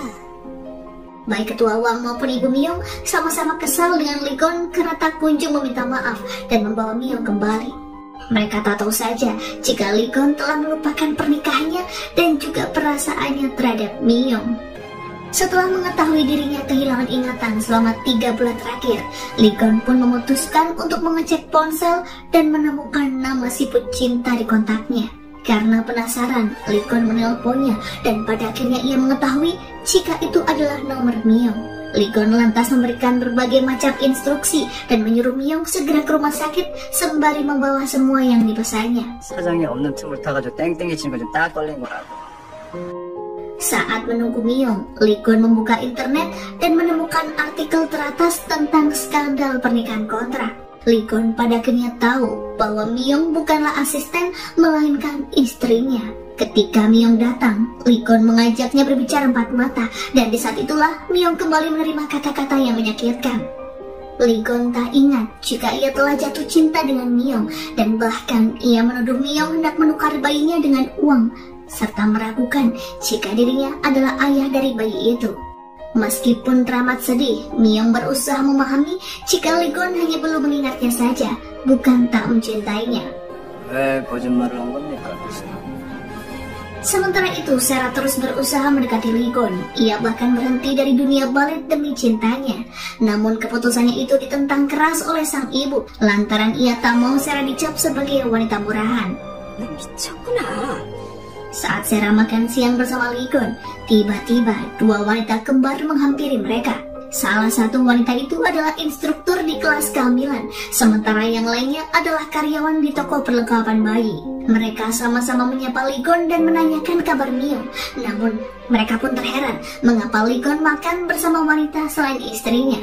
Melihat semua itu, Sera pun kesal dan meninggalkan Lee Gon begitu saja. Saat Lee Gon menyusulnya, Sera memintanya untuk segera bercerai dengan Myung. Namun Lee Gon menolak karena ia masih ragu. Bagaimanapun, Myung sedang mengandung anaknya. Sera lantas meyakinkan bahwa ia akan merawat anak itu seperti anaknya sendiri ketika lahir nanti. 아기 때문이라면 그 여자가 애놓고 그 애만 데려오면 되잖아. Usai melewati hari yang melelahkan, Lee Gon pulang ke rumah dan Ketua Wang langsung memarahinya karena tak membawa Myung turut serta. Lee Gon yang tak mengerti mengapa sang nenek sangat menyayangi Myung hanya bisa mengiyakan dan langsung masuk ke kamar atas saran Tuan Tang. Lee Gon merasa hanya beberapa hari tak pulang, namun suasana kamarnya telah berubah drastis. Ada buku cerita dan perlengkapan bayi di sana. Lee Gon juga menemukan buku harian yang ditulis oleh Myung. Saat membacanya, tanpa sadar, Lee Gon meneteskan air mata. Keesokan harinya, Sera mengunjungi Lee Gon di kantor. Ia menanyakan foto mereka yang dulu dipajang di meja. Lee Gon pun mencarinya di laci. Dan ternyata, selain foto-fotonya dengan Sera, Lee Gon juga menemukan permen hati di sana. Seketika, ingatannya kembali tersusun satu persatu, mulai dari pertemuannya dengan Myung hingga bagaimana mereka mengungkapkan perasaan dan akhirnya berpisah. Kaki Lee Gon pun lantas melangkah keluar. Ia bahkan melepas tangan Sera yang berusaha menahannya pergi. Sembari mengemudi, Lee Gon teringat kisah cintanya dengan Myung dan sangat menyesali betapa ia sudah membuat istrinya menderita selama ini. Tangisnya semakin menjadi seiring laju rodanya menuju ke tempat Myung berada. Ketika ingatannya kembali, semua sangat menyakitkan bagi Lee Gon. Bahkan meskipun sudah sampai di restoran milik keluarga Myung, Lee Gon tak berani turun dari mobil dan hanya memandangi istrinya dari kejauhan. Ketakutan telah membungkus jiwanya hingga ia memutuskan untuk mengakhiri semuanya baik dengan Sera maupun dengan Myung. Menurut Dr. Octopus, mendiang ayahnya dulu mengalami gejala yang sama dengan Lee Gon dan kian hari kian memburuk. Lee Gon yang menduga hidupnya tak lama lagi, lantas mengubah surat perjanjian cerai menjadi surat wasiat, yang mana Lee Gon akan memberikan hak asuh dan seluruh asetnya kepada Myung jika dirinya meninggal dunia. 이 합의서에 있는 모든 내용은 없는 않는 걸로 하겠습니다. 대신 Berpisah dengan istri dan calon anak yang sangat dicintai bukanlah hal yang mudah. Untuk terakhir kalinya, Lee-kun ingin menghabiskan waktu bersama Myung di kelas kehamilan. Saat itu, instruktur meminta mereka untuk menulis surat sambutan bagi sang bayi ketika lahir kelak. Lee-kun pun meminta Myung menulis surat berdasarkan ucapannya yang tanpa sadar juga merupakan curahan hatinya. Ketenaran, kekayaan, bahkan cinta tak akan ada artinya jika hidupnya tak lama lagi. Itulah yang dirasakan Lee-kun dan tak ingin ia bagi kepada Myung. Sebelum Lee-kun mengakhiri pernikahannya, ia lebih dulu menemui Sera untuk memutuskan hubungan. Sera yang tak siap berpisah lagi dengannya hanya bisa menangis dan memohon agar mereka bisa kembali seperti saat Myung belum hadir dalam hidup Lee-kun. Namun Lee-kun sama sekali tak terpengaruh dengan permintaan Sera karena keputusannya sudahlah bulat. Usai memantapkan hati, Lee-kun menghubungi Myung untuk bertemu. Ia juga membawa cangkir buatannya dan memberikannya kepada Myung. Saat Myung menerimanya, mengalirlah kata-kata perpisahan dari mulut Lee-kun. 아무리 봐도 우리 집안 분위기랑 어울리지 않게. Sebelum berpisah, Lee-kun memberi pesan kepada Myung bahwa ia harus tetap menjadi lem super. Awalnya, Myung tak terpikirkan bahwa kata-kata Lee-kun menyiratkan jika ingatannya sudah kembali. Barulah saat ia sampai di seberang jalan, Myung menyadari jika Lee-kun pasti sudah mengingat kisah cinta mereka. Myung lantas berbalik dan memanggil Lee-kun, sementara Lee-kun memilih menguatkan diri untuk tidak menoleh ke belakang. Namun beberapa detik kemudian, Lee-kun menyesali perbuatannya. Myung yang hendak berlari menyusul Lee-kun tiba-tiba terpental akibat ditabrak mobil. Cangkir yang dibawanya pun turut pecah dan begitulah semuanya berlangsung semakin rumit. Organ dalam Myung robek dan harus dioperasi. Namun tindakan itu membutuhkan anestesi yang jelas berbahaya bagi janin. Lee-kun pun terpaksa memilih untuk menyelamatkan Myung karena tak mungkin juga bayinya bisa bertahan jika kondisi ibunya terus memburuk. Lee-kun tak mau mengorbankan kedua nyawa yang sangat berarti baginya. Saat siuman setelah operasi, Myung pun histeris ketika mengetahui bayinya sudah tiada. Lee-kun pun tak bisa melakukan apa-apa selain berusaha menenangkan Myung dan terus-menerus meminta maaf. Rasa bersalah memukulnya hingga ia tak sanggup lagi lebih lama berada di sisi Myung. Setelah pulih, Myung kembali menemui Lee-kun. Sebelum benar-benar berpisah, ia bertanya, maukah Lee-kun melupakan masa lalu dan memulai lagi sedari awal? Namun Lee-kun hanya menjawab dengan permintaan maaf dan hari itu juga keduanya resmi bercerai. Usai perpisahannya dengan Lee-kun, Myung menemui Daniel yang hendak berpamitan sebelum kembali ke Perancis. Daniel telah menjual kafenya karena ia putus asa setelah pencarian adiknya tak pernah membuahkan hasil. Dalam pertemuan itu, Daniel menyodorkan brosur sekolah seni di Perancis dan meminta Myung mempertimbangkannya. 난 미영 씨가 거기 다니면 좋을 것 같은데. Di hari keberangkatan Myung ke Perancis, Lee-kun bertemu dengan ibu Myung. Ternyata ibu Myung pun sudah menjual restoran yang dulu dibeli dengan uang dari Lee-kun. Ibunya merasa tak berhak menerima apa-apa lagi dari mantan menantunya itu. Meskipun menyesali semua yang terjadi, ibu Myung sangat mengerti bahwa Myung dan Lee-kun sama-sama telah berusaha. 나도 미영이도 할 만큼 했다. Lee-kun tergerak ingin menemui Myung untuk terakhir kalinya. Sayangnya, saat itu Myung sudah berada di bandara bersama Daniel. Lee-kun berusaha mengejar sebelum Myung benar-benar pergi jauh. Namun sekencang apapun suaranya memanggil Myung di bandara, nyatanya keduanya tetap tak bertemu. Myung sendiri yakin bahwa kali ini keduanya benar-benar tak berjodoh. Beberapa tahun kemudian Myung kembali ke Korea. Dandanannya telah berubah menjadi lebih stylish dengan rambut warna merah anggur. Myung sempat berpapasan dengan Lee-kun, namun sepertinya Myung tak mengenali Lee-kun lagi. Tatapannya saat itu hanya fokus kepada Daniel yang telah menunggunya di bandara. Akan tetapi lain hal bagi Lee-kun. Meskipun sempat terlewat, Lee-kun menoleh dan seolah-olah mengenali bahwa wanita yang sebelumnya berpapasan dengannya adalah Myung. Di lain sisi, Myung telah menjelma menjadi seniman terkenal dengan nama Lee Kim. Ia pulang ke Korea untuk mengadakan pameran lukisannya yang pertama di negeri asal. Tentu saja keberhasilan Myung tak lepas dari dukungan Daniel yang selalu ada di sisinya. Meskipun telah bersama dalam waktu yang lama, hubungan keduanya tak pernah berkembang lebih dari seorang teman. Hal serupa juga terjadi dengan Sarah dan Ligon. Setelah berhenti dari balet, Sarah menjadi guru tari di sebuah SMA.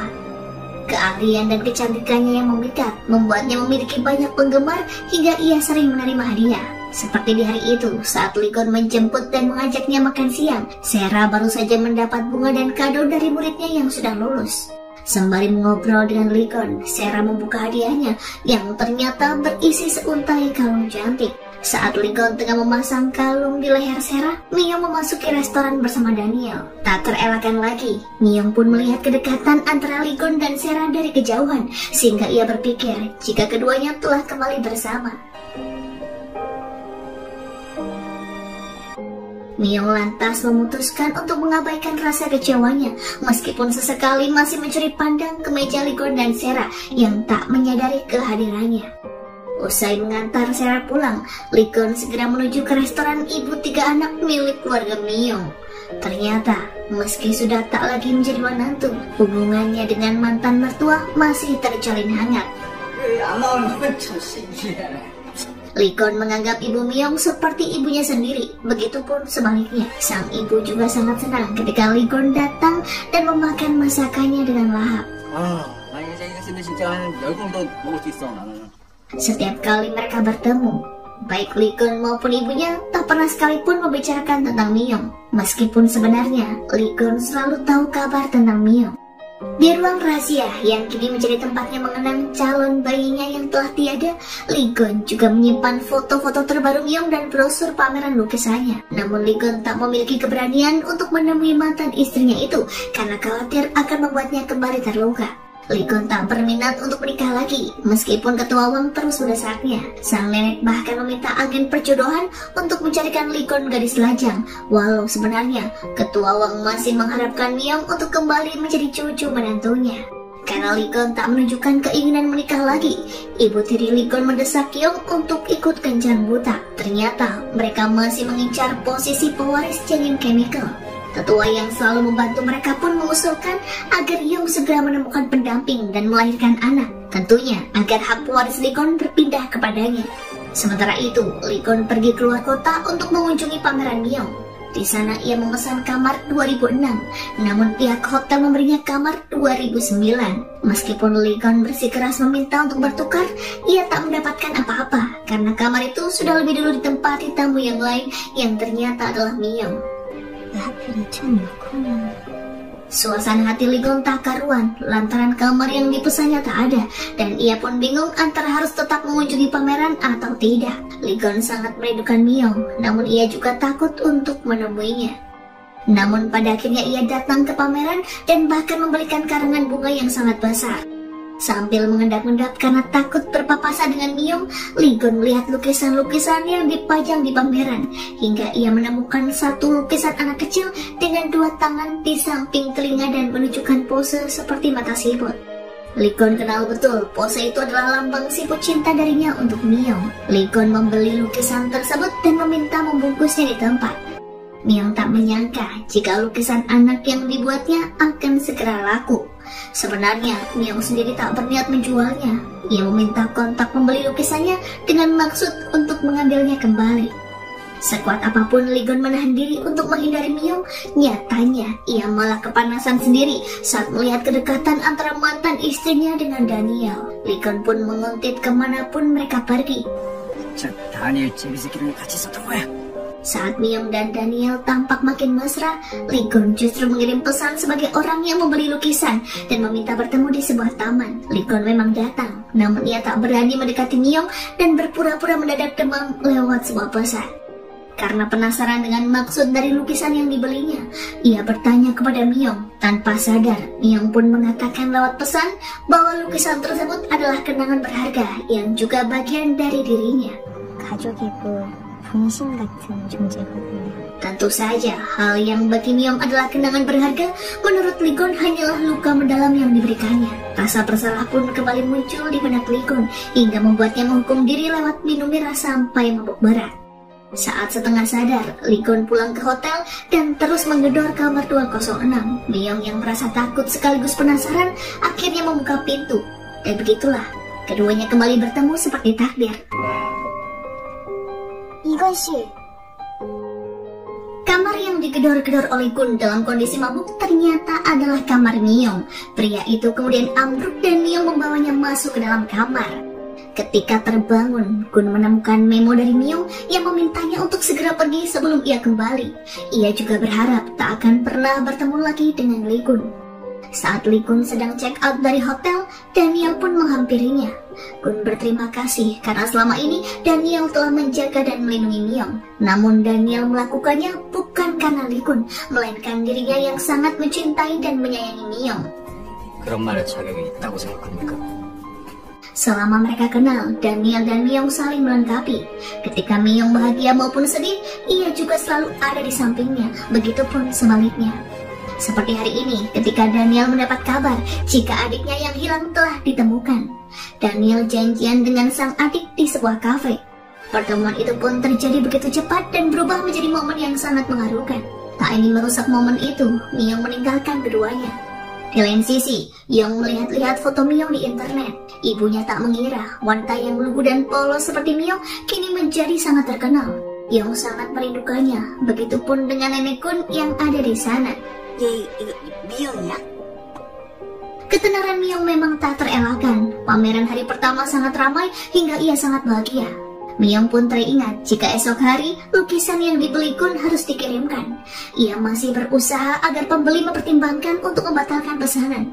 Sayangnya, pembeli itu selalu mencari-cari alasan setiap kali akan diajak ketemuan. Mengetahui jika pembeli memiliki seorang anak, Myung membuat lukisan baru dengan gambar ibu dan anak sebagai gantinya. Namun lukisan yang telah dibeli tetap dikirim ke alamat yang tertera, yakni rumah manajer Tak. Saat lukisan itu sudah sampai, Myung mengirim pesan pada si pembeli. Ia berkata akan kembali ke Prancis dalam waktu dekat, sehingga ia menunggu keputusan pembeli dengan segera.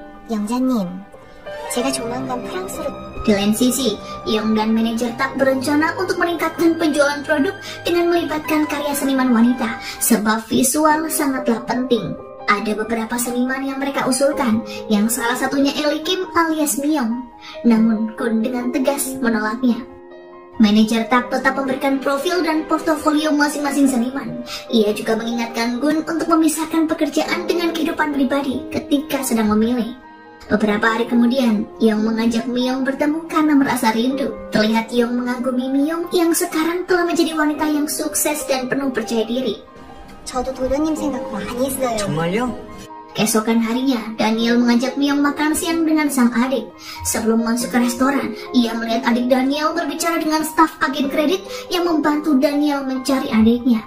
Mereka berdua rupanya bersengkongkol untuk memoroti harta Daniel. Myung yang mengetahuinya pun tak tinggal diam. Saat Daniel sedang menerima telepon, Myung menegur adiknya. Ia merasa bahwa wanita tersebut bukanlah adik Daniel yang asli. Myung tak rela jika Daniel ditipu dan disakiti, sebab pria itu telah susah payah mencari adiknya. Namun orang tersebut justru memanfaatkan ketulusan Daniel. 근데 이상하게 미영 씨가 진짜 미영 씨가 아닌 것 같아요. Orang yang mengaku sebagai adik Daniel terlihat marah dan berusaha memukul Myung. Namun gelas yang ia pegang terlempar dan pecah tepat di kaki Daniel.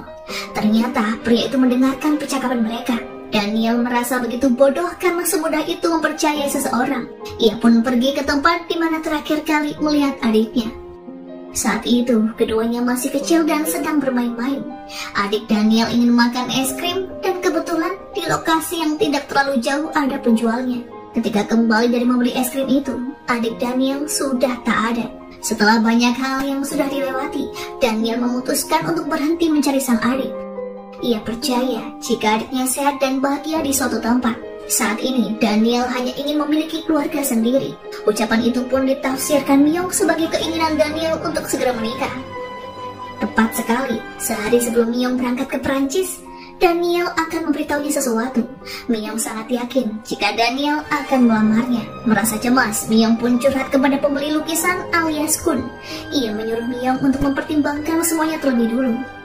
Tiba di hari itu, Myung bertemu dengan Daniel di acara teater. Ia mempercayakan lukisan anak kepada pembeli lukisan karena esok akan berangkat ke luar negeri. Mengetahui hal itu, Gun tak bisa diam begitu saja. Ia pun mengembalikan lukisan anak sekarang juga dan menanyai keberadaan Myung.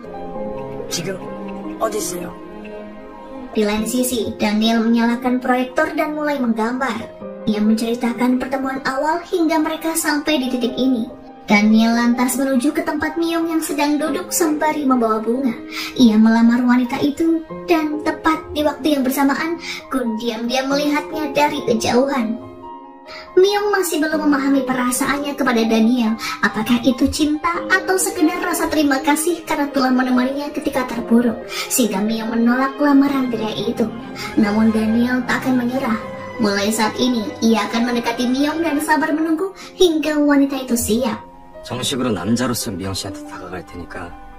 Lincoln yang awalnya ingin mengembalikan lukisan lantas mengurungkan niatannya. Ia tak sanggup mendengar jawaban Myung atas lamaran Daniel. Ia tak berani mendekati mantan istrinya lagi, padahal manajer tak mendukungnya untuk kembali dengan Myung.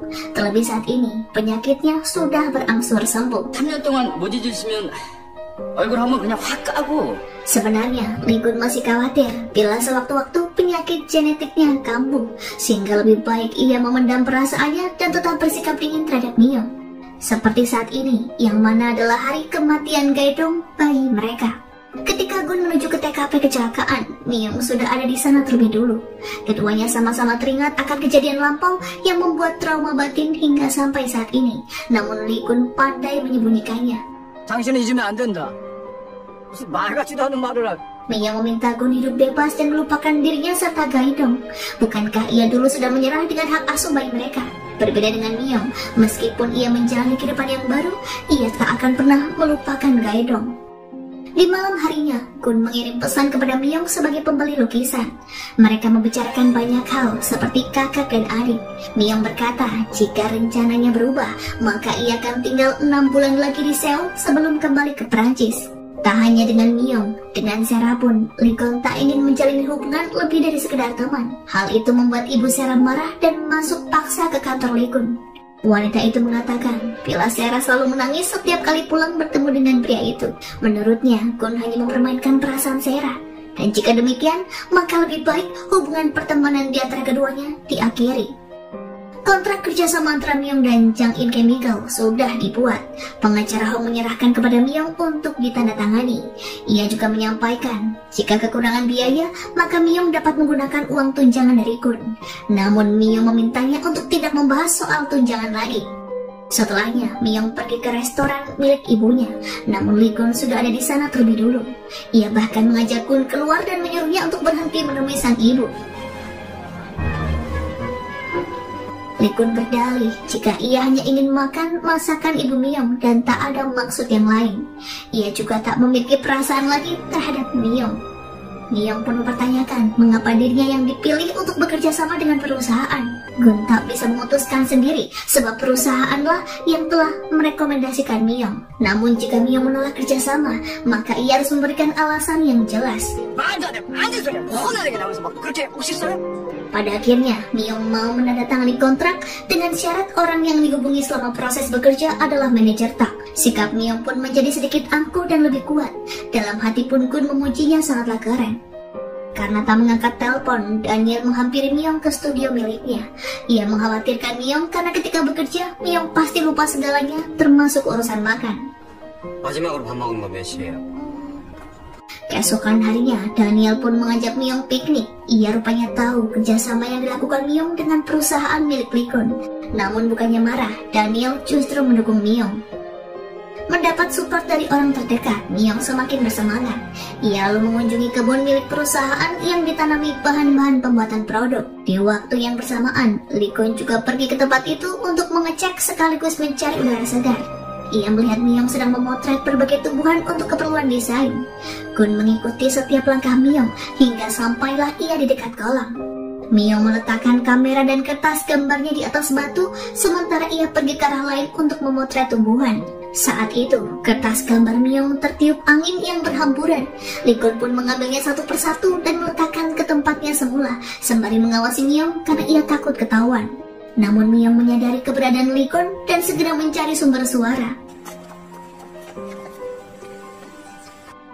Keduanya pun akhirnya dipertemukan.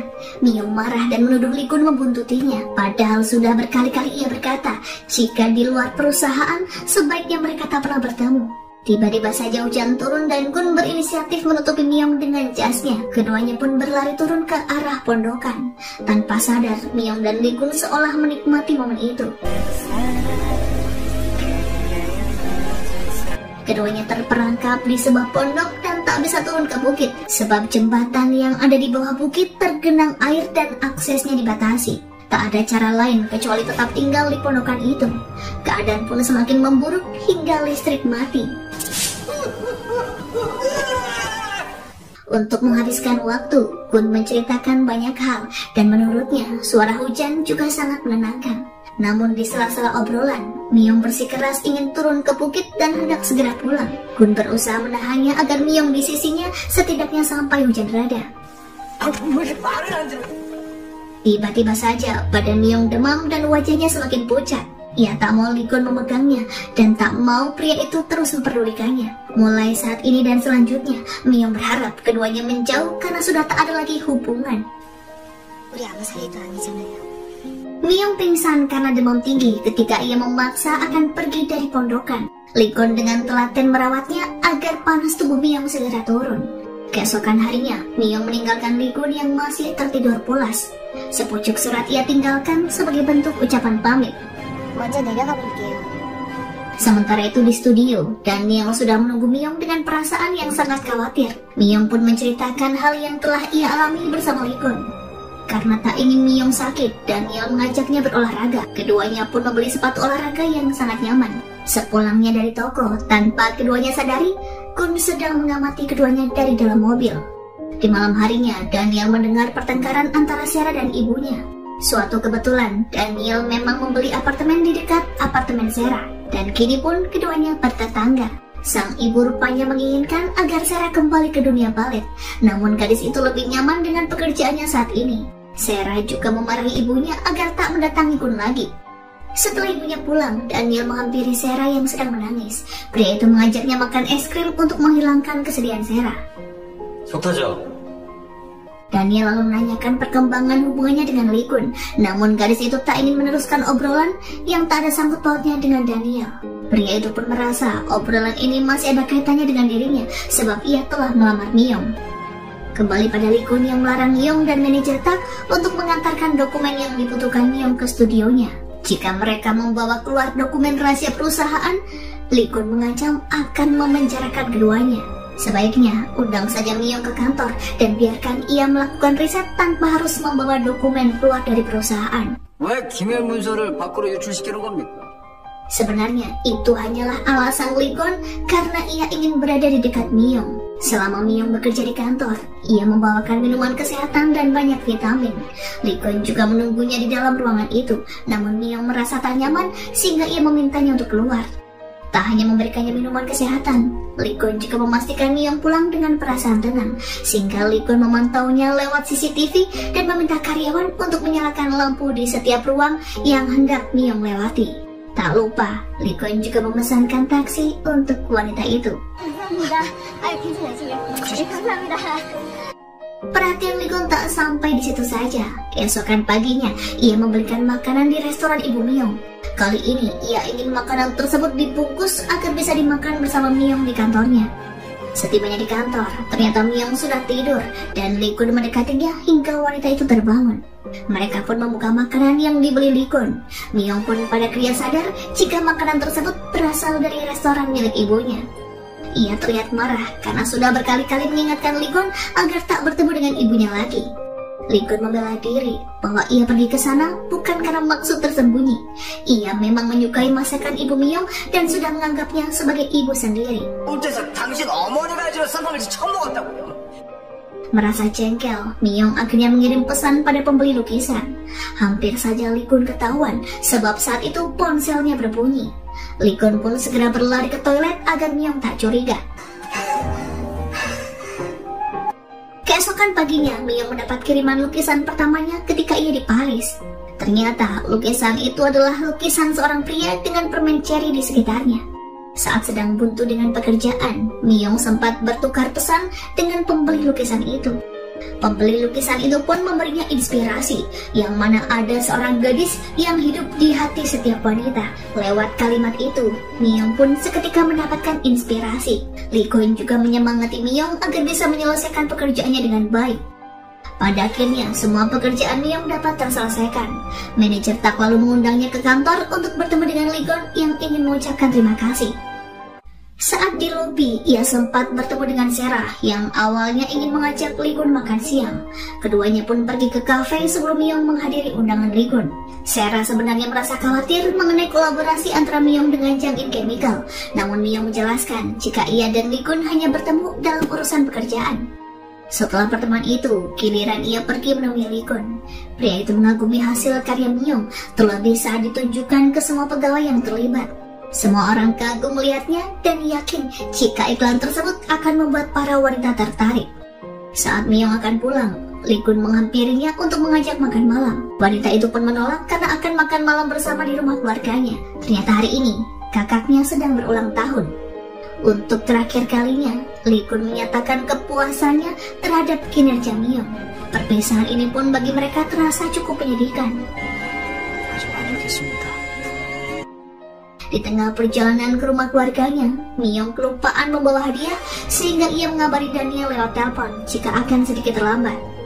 Ketika menuju ke lantai atas, ia melihat Kun sedang berada di sana. Pria itu rupanya membawa sebuah lukisan yang Miyong tahu telah dibeli oleh seseorang bernama Yongja. Terbongkarlah sudah bahwa Kun adalah Yongja.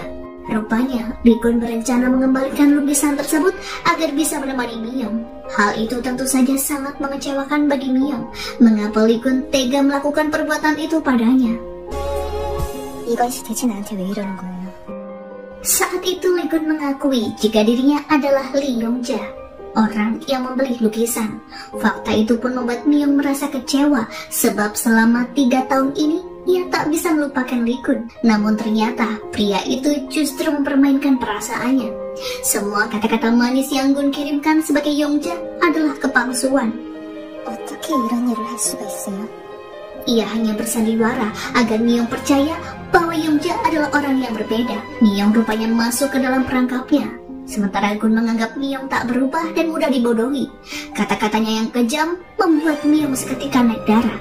Namun ada hal yang membuat Miyong lebih sakit hati, yang mana saat itu Lee Kun berkata bahwa lukisan anak kecil itu seperti lukisan biasa dan tak ada artinya baginya. Berat sebenarnya bagi Lee Kun untuk mengatakan hal itu. Terlebih kenyataannya, lukisan itu sebenarnya sangatlah berharga. Setiap malam, Gun selalu memandangi dan mengajak lukisan itu berbicara seolah-olah lukisan itu benar-benar hidup. Ia pun termenung di tangga studio milik Miyong. Lee Kun tak menyadari jika sepasang mata Daniel tengah mengawasinya. Pria itu rupanya hendak menjemput Miyong karena ia tak kunjung datang. Di lain sisi, efek ucapan Lee Kun sangatlah menyakiti hati Miyong, sehingga ia memutuskan untuk kembali ke Paris agar tak bertemu lagi dengannya. Rencana itu pun ia utarakan kepada Daniel. Ia mengungkapkan bahwa orang yang membeli lukisan Gaidong adalah Lee Kun. Siang harinya, Ji-Yun mengunjungi studio Miyong dan menceritakan jika nenek mendaftarkan Gun ke biro jodoh yang dikelolanya. Nenek berharap bisa mendapatkan menantu yang baik hati seperti Miyong. 맨날 언니랑 똑같은 여자 찾아오라고 일주일에 한 번씩만 부르신단 말이야. Selama ini, Lee Kun memang tak pernah dekat dengan seorang wanita pun. Miyong juga memastikan hal tersebut pada Ji-Yun yang dibenarkan. Jika Lee Kun memang sudah melajang sejak bercerai dengan Miyong. Bahkan nenek sangat mengkhawatirkannya karena Lee Kun tak kunjung menikah. Anggapan bahwa Lee Kun dan Sarah berpacaran pun akhirnya terbantahkan. Keduanya ternyata hanyalah bersahabat. Namun hari ini, Kun akan memutuskan ikatan itu. Lee Kun berasumsi jika Sarah lelah mempertahankan pertemanan keduanya, sehingga ia akan segera mengakhirinya. 이제 그만하자. 그 친구 사이. Keputusan Lee Kun membuat Sarah galau. Ia pun mengajak Daniel minum bersama dan menceritakan keluh kesahnya jika dirinya telah benar-benar ditolak oleh Kun karena pria itu sepertinya masih mencintai mantan istrinya. Tak disangka Daniel, ternyata Gun selama ini mengidap penyakit kronis. Ia berpisah dari Miyong karena tak mau menyusahkan pasangannya. Informasi itu pun benar-benar membuat Daniel sangat terkejut. Keesokan harinya, ketika sedang berkemas, Miyong menemukan surat di pojokan bingkai lukisan yang dikembalikan oleh Lee Kun. Lukisan itu mengisyaratkan jika Lee Kun selama ini membohonginya, karena ternyata selama ini Lee Kun terus mengingat lukisan itu. 다시 떠올리게 돼서 정말 행복했습니다. Ada beberapa kalimat dalam pesan Gun yang ketika dicocokkan tak sinkron dengan ucapannya. Pada akhirnya, Miyong menginformasi hal tersebut kepada Gun secara langsung. Ia sekaligus ingin mengembalikan uang pembelian lukisan yang tak diterima Lee Kun. Miyong rupanya ingin memastikan semua ucapan Gun dalam surat ataupun pesan tulus atau hanya kebohongan belaka. Setidaknya sebelum berangkat ke Paris, ia harus mengetahui faktanya. Namun Lee Kun justru mengusirnya. Karena keberangkatannya ke Paris sangat mendadak, Miyong menemui pengacara Hong, yang mana pria itu bertanya mengapa dulu Miyong dan Lee Kun berpisah, padahal sebenarnya keduanya pasangan yang sangat serasi. Miyong pun tak tahu karena Lee Kun tiba-tiba memutuskan hubungan tanpa memberitahu alasannya. Ada banyak hal yang baru Miyong ketahui, yang salah satunya pertemanannya dengan Sera kali ini. Sera juga mengungkit pertemuan keduanya 3 tahun silam ketika ia menunjukkan surat cerai Kun. Sera rupanya ingin meluruskan bahwa surat itu sebenarnya adalah palsu. Ia sengaja melakukan hal tersebut untuk mendapatkan hati Kun kembali. Sebelum berangkat ke Paris, Miyong masih menghadiri acara bertajuk Malam Iklan Wanita. Di saat sesi wawancara, ia ditanya tentang proses mendapatkan inspirasi untuk proyeknya dengan Jang In Chemical. Kebetulan, Lee Kun saat itu sedang berdiri di tangga, tepat di depannya. Dengan tegas Miyong menjawab bahwa ada seseorang yang ia percayai yang selalu memberikan ide untuknya. Selama ini, sosok itu juga selalu mendengarkan dan menghibur Miyong dengan hangat. Miyong sangat berterima kasih kepada orang tersebut. Meski saat ini, ia hilang kontak. Miyong yang tulus tak peduli dengan apa yang dipikirkan oleh orang itu.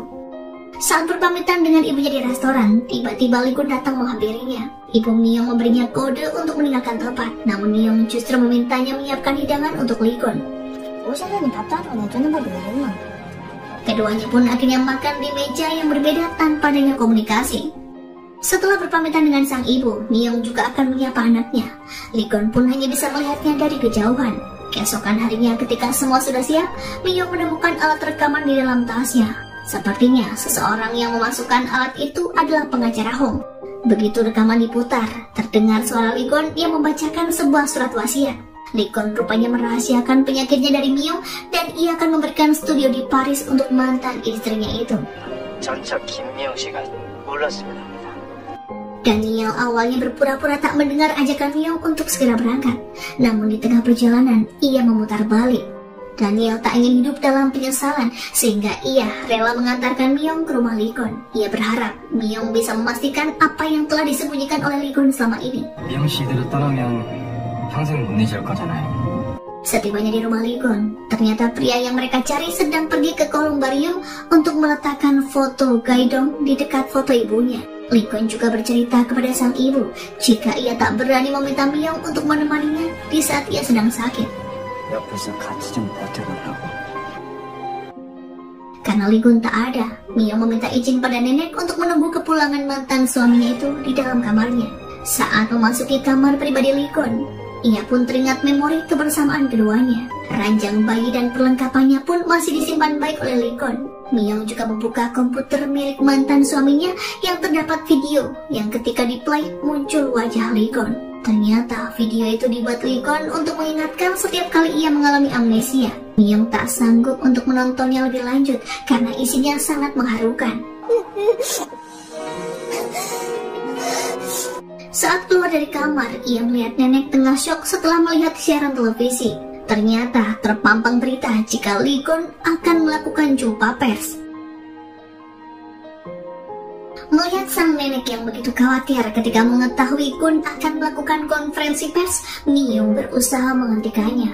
Ia tak peduli meski di depan rumah telah banyak wartawan yang sudah menunggu. Miyong tiba tepat setelah Kun mengumumkan tentang penyakitnya dan alasan mengapa ia mundur dari posisi presiden direktur. Kehadiran Miyong menjadi pusat perhatian sehingga semua kamera menyorot ke arahnya. Saat ini Miyong tahu alasan Lee Kun mengabaikannya dan ia juga meminta pria itu untuk tidak membohongi hati nurani jika selama ini tak pernah merindukannya.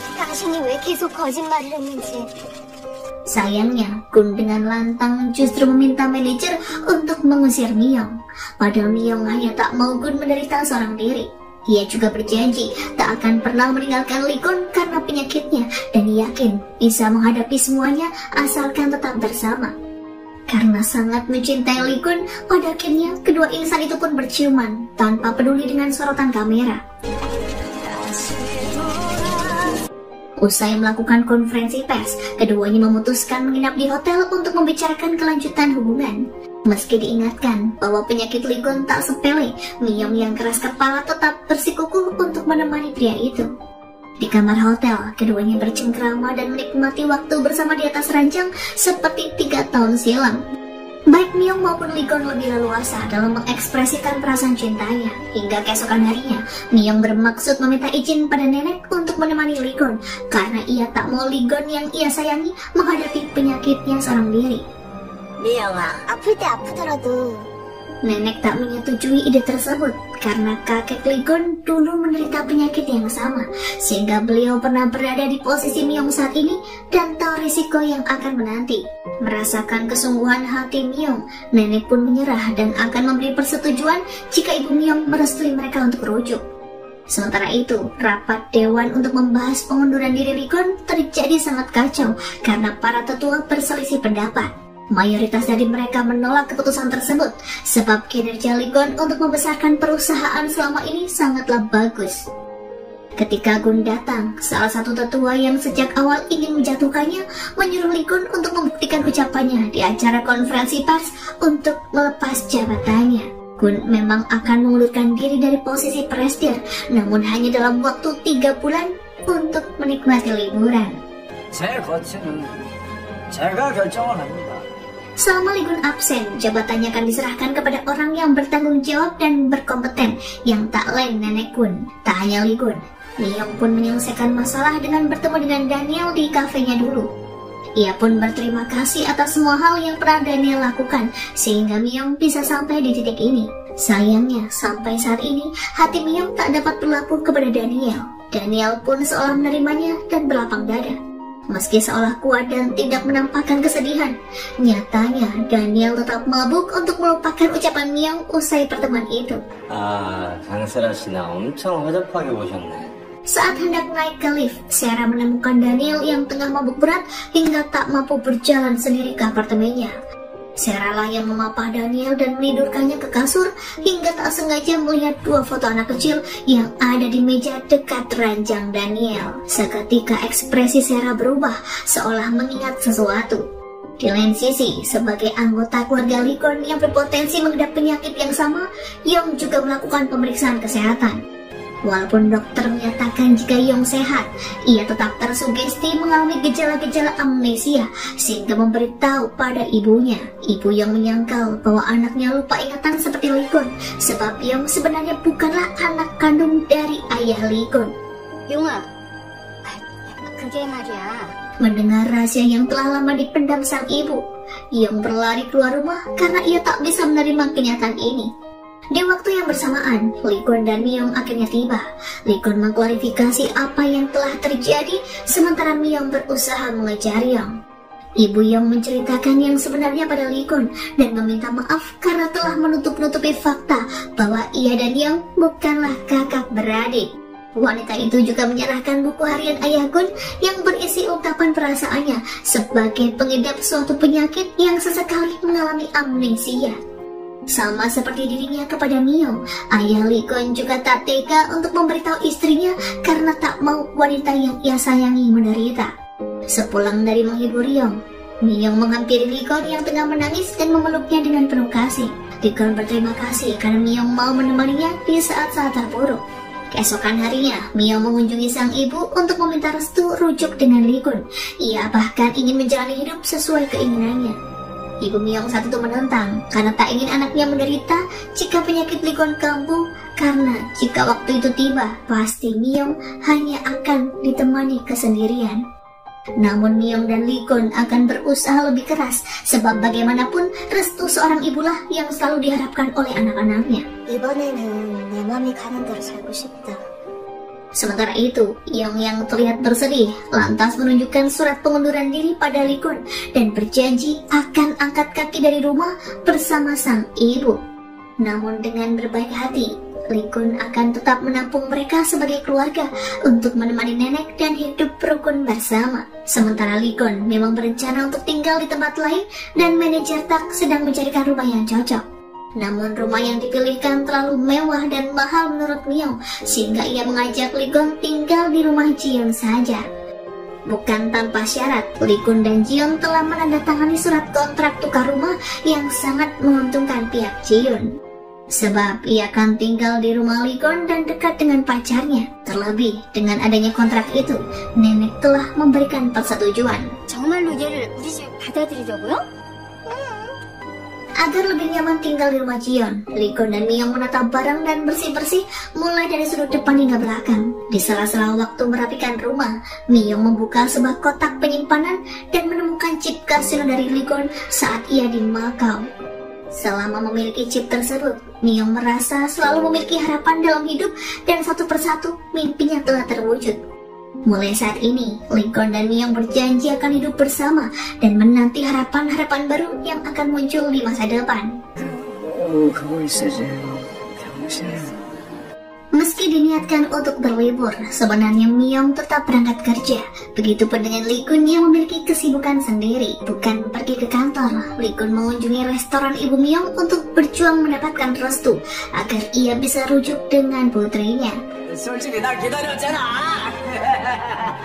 Namun, meski secara terang-terangan disuap oleh vitamin, ibu Myung sama sekali tak tergiur. Tanpa diduga, wanita itu memberikan jawaban yang membuat Lee Kun tertegun bahwa ia bersedia merawat Kun tanpa syarat dan akan memperlakukannya seperti anak sendiri asalkan Lee Kun melepaskan Myung. 내는 무조건 너 도와줄 테다. Ibu Myung hanya kasihan kepada anaknya yang selama ini menderita, sehingga restu untuk Lee Kun pun tidak diberikan. Ia justru memintanya untuk memahami perasaan seorang ibu.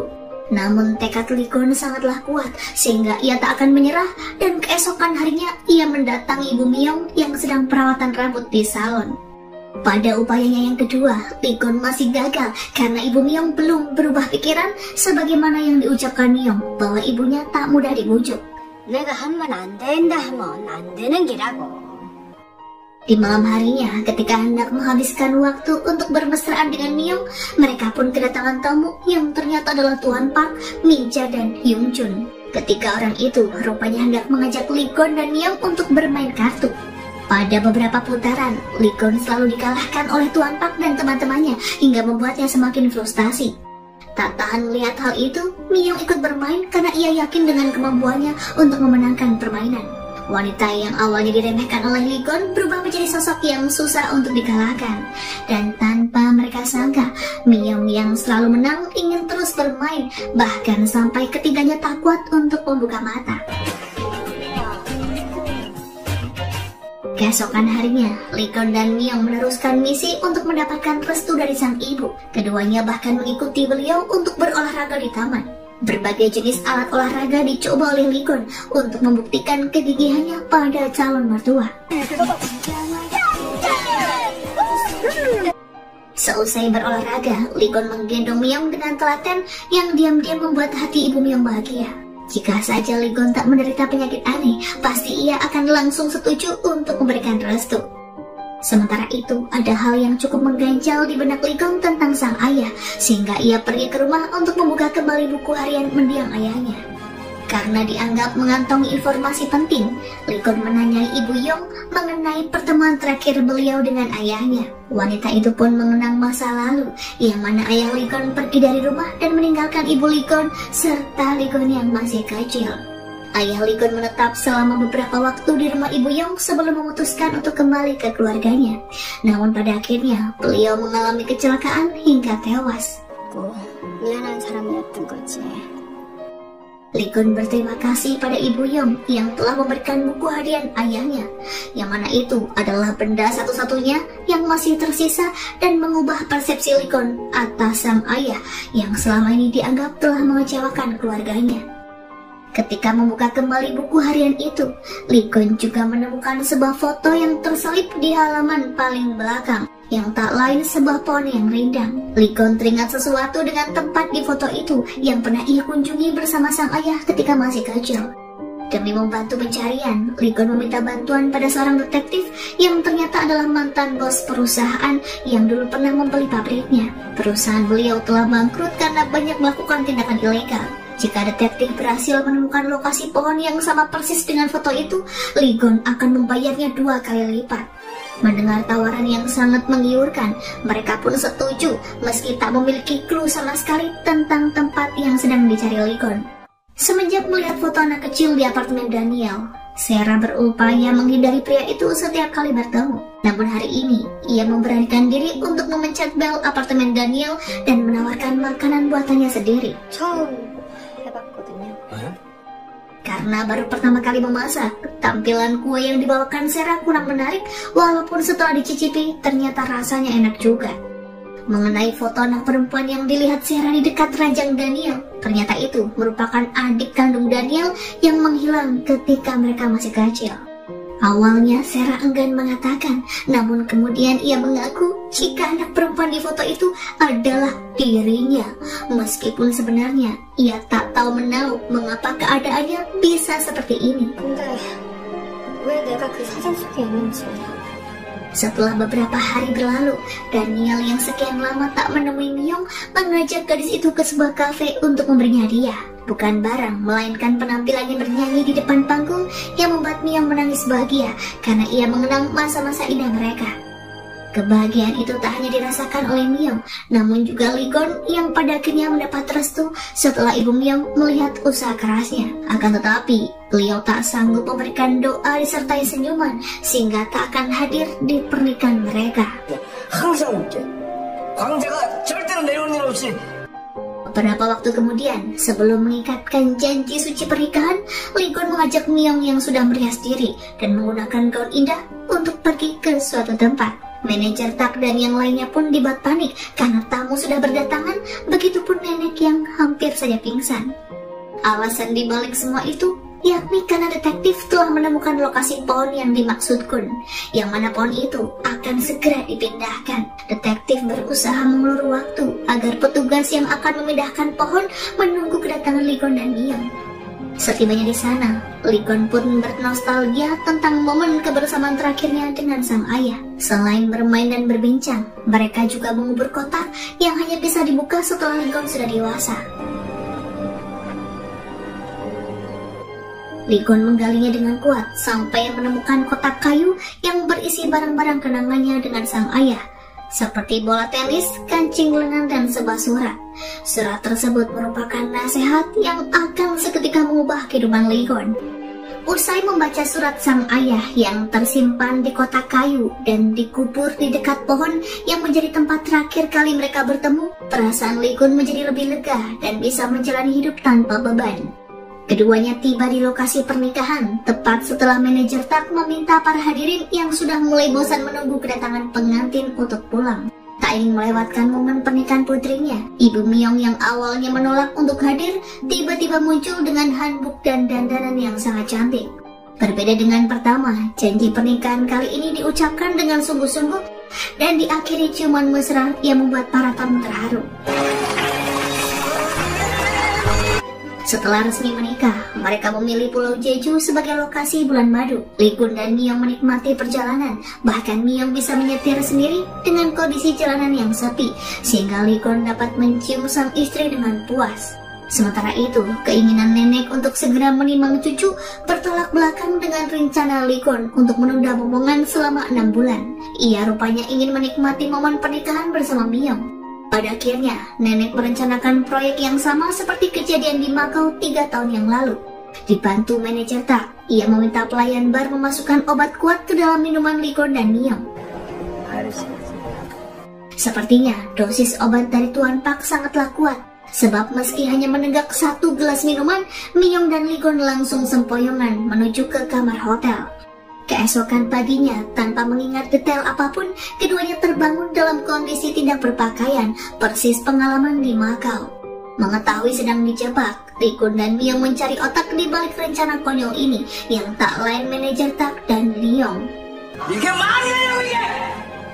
Hari kedua berada di Pulau Jeju, Lee Kwon dan Myung masih di mabuk asmara. Keduanya tak pernah meninggalkan satu sama lain, yang mana Lee Kwon yakin jika Myung merupakan orang yang ditakdirkan untuknya semenjak insiden cincin yang menggelinding di pusat perbelanjaan. Pembicaraan romantis di bawah gemerlapnya bintang menjadi salah satu momen paling berharga dalam hidup mereka. 아주 슬픈 날이 올지도 몰라요. Beberapa waktu kemudian setelah bulan madu yang panas, Myung akhirnya hamil dan akan dikaruniai anak kembar. Yang mana hal itu sesuai dengan doa Ibu Young agar mereka diberi anak kembar agar berkahnya berlipat-lipat. Sementara itu, Daniel memastikan foto anak perempuan yang selalu ia simpan adalah Sera kepada ibu gadis itu yang tak pernah disangkal sedikit pun. Mengetahui fakta jika selama ini ia diadopsi dan wanita yang membesarkannya bukanlah ibu kandung, Sera sepertinya sulit menerimanya. Di satu sisi, ia pun merasa beruntung masih diberi kesempatan untuk bertemu satu-satunya keluarga yang memiliki hubungan darah yang tak lain adalah Daniel. 세라야. Sementara itu, Lee Kwon melakukan pemeriksaan medis dan hasilnya tak ada tanda-tanda kemunculan penyakit, sehingga dokter memintanya untuk menjalani hidup dengan lebih tenang. Beberapa tahun kemudian, anak Lee Kwon dan Myung kembar laki-laki dan perempuan dan sudah besar serta hidup dipenuhi kebahagiaan. Saat piknik bersama di taman, Lee Kwon membacakan dongeng menarik yang didengar oleh mereka dengan antusias. Lee Kwon dan Myung sangat bahagia melalui pernikahan mereka dan bisa saling melengkapi. Tak ada penyesalan sedikit pun terhadap hal-hal yang telah dilewati karena meskipun dibumbui kesedihan dan masalah, namun selalu berakhir dengan kegembiraan. Dan film pun berakhir.